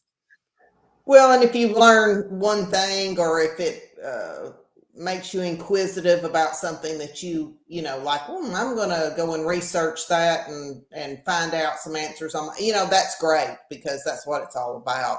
You know, like we've said a million times, be your own advocate. And I will say, though, be careful where you get your information. Make sure it's a reputable source. But you know, it might be something that pops up later in life and you go, oh yeah, I remember they said something about this. And so, you know, that's always very well serving. Absolutely. I just got people, and I think that you just made some excellent points there about, you know, just if you got a takeaway. And I always feel like I take things away from the audience, you know, everybody in the chat who has information to share from around all sorts of places, especially with information about the Canadian healthcare system, and, you know, being able to kind of piece together, you know, because I guess she actually managed to get into Canada and not have an ERBs, and she was that she obviously I mean, I feel bad for her family in the respect that they probably put a lot of effort to help her get that apartment in order to try to set her up, and she was just using that as a whatever to get her family probably off her back, and she had no intention of staying, and she even dragged that poor cat into the situation, but with no intention, I think, of staying in Canada. She had no intention of staying. This is my personal belief. I mean, I believe they're loophole married. But if she would have stayed, and we say this every stream, and got it halfway straightened out, got a place to live, said, you know what, me and Salad have parted ways. I wish him the best. And went on about her merry way. I mean, number one, she could have made a lot of money doing that. But it would have been so much better for her. But I too feel bad for her family. But, you know, they may at this point just be like, you know, we're just done. There's, you know, nothing they can do. But I do take these opportunities. My poor daughter, she, I mean, I don't know, I cannot tell you how many times I've told her, you know, she knows I watch Chantal. I'm like, if you ever think you're going to Syria, I will chain you under this house. I don't care how old you, I don't care you're an adult. I don't care. So, you know, she's so tired of it. Well, you want to hear a funny story, actually, and we'll finish. But talking about that, when I first went for my job in Mexico, and I had my job interviews, obviously I was out of college. I thought I was, you know, grown adult, you know, and making decisions. You know, I get to make my decisions.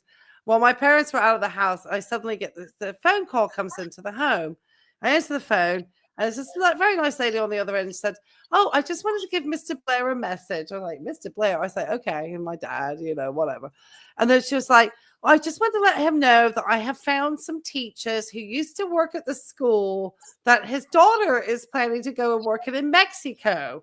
And they're very happy to speak to him, to let him know that the school is above board and everything is safe out there. Well, I mean, I'm very blessed. Here I am, 20-some years old, think I'm super independent. And there was my dad in the background, you know, my stepdad actually making calls to places because he was in the military, making sure that everything was above board and the school was like a real place, because this is before the internet, you know. And so you can just get online and see, does that school exist? So he actually was like calling places to find out. Could not. Well, I tell my kids, they're all grown adults, but I tell them my job on this planet Earth is I'm your mother and to take care of it. And I'm going to be all up in your business till they take me to the boneyard, because that's what God is intended for me to do, and that's what I will do. So I don't care if you're an adult. Could Right. care less. I will show up, knock, and take care of business. Yeah. Yeah. And my dad would have done the same thing. He probably would have. And they found paid out that it people was a good place and the school was up above board and stuff. I don't even know how he found the people to talk to. I have no idea. But obviously he was high-ranking military, so I'm sure he knew how to get hold of information pretty easily. They all know somebody. They all know somebody. Yeah. Yes. And it was just so funny. I was like, oh my God. They're like, I'd never thought they would even, but he was obviously, having been in the military, having traveled to places and having spent, I know he went like 7 times around the globe, obviously had stepped into ports in the Middle East and everywhere. Would definitely have concerns about somebody going to a country like Syria. I think that she's been really, and I think, like I said, just thinking about certain things around things like dysentery, cholera, all of these things. If she doesn't think that they exist in countries where they're going to have, problems with really keeping hygiene standards, she's obviously not very bright then. No. You got the war issue, there's rabid dogs. Right, which is going to lead to these types of, communal diseases like that. Yeah. She's not, gosh. Like I said, dysentery and cholera, when you don't have clean water, are very easy to get. Yeah. Very easy to get. Yeah. We'll see how it plays out. Yeah. Yeah. And like I said, we'll just see how her bowels do. Because if it's her, and anytime you go to a new country and you have, everybody's gut biome, this is a registered dietitian, is a little bit different because of depending on where they live in the world. Yeah. And your body gets accustomed. That's why when you sometimes go to different countries and you eat at the local restaurants, it seems to be tougher on your system than, say, eating at like the restaurant inside the resort. Yeah. Where the resort food may be coming from a lot of places, it may be bringing stuff in from still, say, the States or stuff, where maybe the gut biome on the food isn't quite different, Yeah. Yeah. And so her stomach's going to get it. And usually it's about, how long has she been in Syria now? Because it usually takes about 2 weeks for stuff to really start to show up. Since the first. Okay. So it's coming out to about 2 weeks, just over 2 weeks now. Yeah. So I would say she's getting into territory. If she's exploring, eating out more at these restaurants, she doesn't know their hygiene, she is going to put herself in more chance of getting some type of foodborne illness.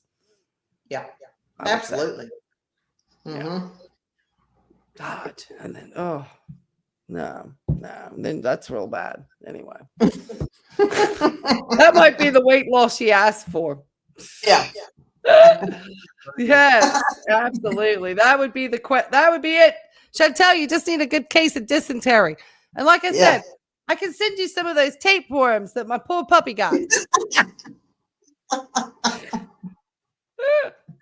She probably got some. God, tell you, she ate a flea. That's what I found out. Just have to eat a flea with the worms. Then you got a tapeworm. Gosh. I think she used her problems at this point. Remember what happened in Thailand. Yeah. And Pat says you're right. No one's else is talking about this. About all the stuff with the foodborne stuff and the hygiene illnesses. Of course, it's a war country. Like I said, there was a place I used to call it Cholera Corner in Mexico. I tell you, you get tacos there, you get tacos, and you get cholera all at the same time. Jeez. We're talking like Victorian era illnesses. That's what we're talking about here. We'll finish it out here. When I was told I had dysentery, I said, I thought that only happened in the Victorian times. I didn't realize people were still getting dysentery until I got it. All right. What do you want to finish out with, Cheekbones? Well, it's been great, everybody. Been hilarious. I hope somebody picked up something. And above all, don't be Chantal. And I know Syria has great shawarma and health care, but just stay where you're at, okay? That's my words of wisdom. And Chantal, my words of wisdom is stop boiling that water, girl. You need to boil the water. But not while you've got carbon monoxide poisoning going in your house at the same time. So that's not a wise plan. Oh, God, I just can't. Yes. We wish you all the best out there, Chantal. Yes. Stay safe. All Go right. Well, home. I will look forward. We'll get together on something else. I'm sure she'll come up with something for us. Or I'll get you to come out and do Tim with me again because I just know you love Tim. Okay. I might have to have a glass of wine before, but yeah. Well, we'll make sure you prepare for that one because he's coming on a roll at the moment. Yeah. Okay. That'd be great. Yeah. Every time I say, because he's fighting that 207 LDL with that saturated fat. So he's on a win. Okay. Yeah, I hope he's Well, got thank you. some, what's that? Not defibrillator. What's that thing? Is it a defibrillator what they put?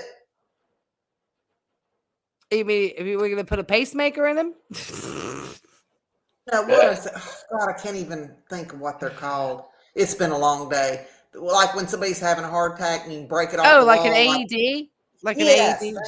yes, thank you. Yeah. Well, we're just going to actually, I hear his next sponsorship is actually going to be from a home AED company.